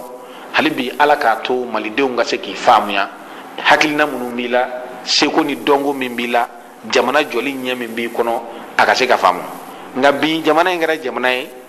maa minnu bɛ yen ni awa olu bɛ se kuma t'olu bolo micro porotilen bɛ k'a b'olu bolo k'a di maa minnu bɛ yen n'olu yɛrɛ a kɛɲɛ yɛrɛ t'olu kɔnɔ fiyewu jamana jɔli bɛ gɛlɛya an b'i yɛrɛ fo manden dɔgɔkɛ ɲuman an ka foli bɛ yen i siri bɛ yen. ayiwa nin tun ye président Modibo Sidibe fara ɲɛma hakilina minnu b'a la jamana taabolo la nin waati na ɲininkali tan Adama Jara Vieux ye o ɲininkali tɛngun a la radio fréquence 3 kunnafoni tɔgɔ la a ye jaabiliw kɛ o jaabiliw kɔnɔ kumaw kun ye nin ye bi sɔgɔmada in na o la an b'a fɔ sa min ye mawuludu belebele in ye n'Ala sɔnna ma a bɛ kɛ Mali fanda 4 bɛɛ lajɛlen la ka kɔrɔ ani maa min b'a ɲɛnamaya ɲɔgɔn fɛ o y'a Seydi Cheikh Ousmane Madani Haidara ye awa ni Ala sɔnna ma a tɛna kɛ basi ye ko a na bɛ dɛsɛ bi su in na Mali fanda 4 bɛɛ lajɛlen la Bagadaji Musa denw fana olu bɛna a laɲɛnamaya o cogo la. Bagadaji Musa tun b'a kɛ yɔrɔ min na awa balontan terrain na n'Ala sɔnna n k'a fɔ Bagadaji mairie kɛrɛfɛ da la olu fana bɛna kɛ n'o bɔra yen Sɛki Bukadari Jara ko ale ye awa i k'a dɔn min ye tɔnden ye tɔnden gɛrɛngɛrɛnnen Mawuludu kɛn bɛ ka wele bila bɛɛ lajɛlen ma alamisa bi 21h waati terrain balo football min filɛ nin ye Dawudabugu awa ko u bɛna Mawuludu belebele u bɛna kɛ sugu kɛrɛfɛ n'o bɔra association des malades diabétiques de la commune Kati ko ni u bɛ jɛɲɔgɔnya la min ye awa i k'a dɔn parité diabète centre de santé commune Kati ko ka da bɛɛ lajɛlen tulo kan k'a fɔ min ye district de Bamako ye diabète tɔw kɔni lajɛli kɔni o bɛɛ senna min ye novembre kalo tile 29 ye 6h30 ka na se awa i k'a dɔn 11h o ma 10h30 ma ayiwa min ye kɛnɛyaso kɔnɔna na commune Kati a wuli ka jɔ olu ka kɛ bi n'o bɔra min ye association de la célébration du Mawlud walima awa kira bangeni yɛrɛ kisi nɛma b'a sallallahu alaihi wasallam min ye Sɛbɛnnikɔrɔ secteur 7 ye olu kɛn bɛ ka wajulu belebele labɛn novembre kalo tile 30 kana se juma ma décembre kalo tile fɔlɔ awa min ye wajulu belebele a bɛ kɛ terrain min kan ko a ma ko bad min ye denkuni fana ye awa i ka dɔn o bɛɛ kɛ o bilalen bɛ ka araba kɔnɔ décembre kalo tile 6 awa min ye alamisa don ye sa décembre kalo tile 7 ale bɛ Sɛbɛnnikɔrɔ secteur 7 la o tuma na ka wele bila bɛɛ lajɛlen ma labɛnbaw ye Batoma Sidibe Aja ayiwa Mariama Tarawele ka Jatu Kamara ani den ni u n'a tɔw bɛɛ lajɛlen Ala ka a Mawuludu Ala ka a dugawu minɛ min ye Seko Yusufu Ayidara ye o bɛna wajulu kɛ n'o bɔra yen min ye awa i ka dɔn hali bi hukumu kɔnɔna na Mawuludu 2017 min ye awa i ka dɔn Ikimalidin Seydou Umaru Kulubali ko a bɛna wajulu belebele kɛ bi su in na Sade Mamadu Konate kɔnɔna na ayiwa ka wele bila kanubaw bɛɛ lajɛlen ma bɛɛ ka bɔ ka caya ka taa Umaru Kulubali farikulu k'a lamɛn ayiwa n'o bɔra yen min ye i ka dɔn Bamakɔ ani a lamɛnni bɛɛ lajɛlen ko k'a da bɛɛ lajɛlen tulo kan Elhaji Fode Seydou Kɔnɛ ayiwa i k'a dɔn a bɔnna olu kɛn bɛ ka kuranɛ kalan belebele fana labɛn bi Mawuludu hukumu kɔnɔ wulada in na ayiwa 21h waati a bɛ kɛ Grande Mosquée terrain min filɛ nin ye misiri belebele Grande Mosquée o kɛrɛfɛ Ndomikɔrɔ Bugu wula fɛ ayiwa animation bɛna kɛ min ye Mumini San Kɔnɛ ani Kasimu Kɔnɛ ani ayiwa Bakali Kɔnɛ Muyema Seydou Kɔnɛ ani Muhammed Seydou Kɔnɛ ko an ka bɔ ka caya ka dugawu yɛrɛ k'u ka du in kɔnɔ sa min ye Yusufa ale furumuso jiginna o y'an sɔn dencɛ u bɛ PMI centrale na ye Ala k'u ɲuman bɔ ɲuman na ye ayiwa n'o bɔra yen min ye nin ye tunuko sɛbɛn i k'a dɔn k'a fɔ ko nin ye denmisɛn dɔ ye san si san tan a bɛ o la ayiwa muso don ko Jɛnɛba Tarawele n'o ko a ma lafiya ye a tununa tarata don nin kalo in tile 28 8h waati sɔgɔma Kuluba walasa Ala ka jɔn ɲuman min mana k'a ye fɛn a kɔni tɛ se ka kuma a tulo gerennen don ayiwa i ka weleli kɛ 66 00 48 23 walima 73 69 90 91 walima i ka na n'a ye arajo walima i ka taa n'a ye Kuluba fa jumɛn fɛ ayiwa numéro filɛ 66 54 93 35 walima 73 69 90 81 ayiwa sɛbɛn in kɛra Bamakɔ k'a tɛgɛ nɔ bila nin kalo in tile 29 ayiwa den yɛrɛ fa fɛ Ala k'a don a garijɛgɛ la bitɔn in b'a bila sini sɔgɔma n'Ala sɔnna a ma Mawuludu min ma bɔ a la ayiwa an n'o lase limanaw ma laadiriya la ko ɲinɛ Mawuludu wajulu bɛna kɛ min kan o de ye bɛn ni kelenya an ka ɲɔgɔn dɛmɛ dɛmɛ ni dɛmɛ mois de la solidarité bonya min dira Hayidara ma u bɛ ka continuer Mawuludu kɔnɔ ɲinɛ ayiwa an ka ɲɔgɔn dɛmɛ ka ɲɔgɔn dɛmɛ silamɛya yɛrɛ mouvoir la wajulu bɛna sigi o kan kosɛbɛ o tuma na a k'an bɛn sini sɔgɔma n'Ala sɔnna. Vieux Blera émission Kadi, Vieux Blera émission Kadi,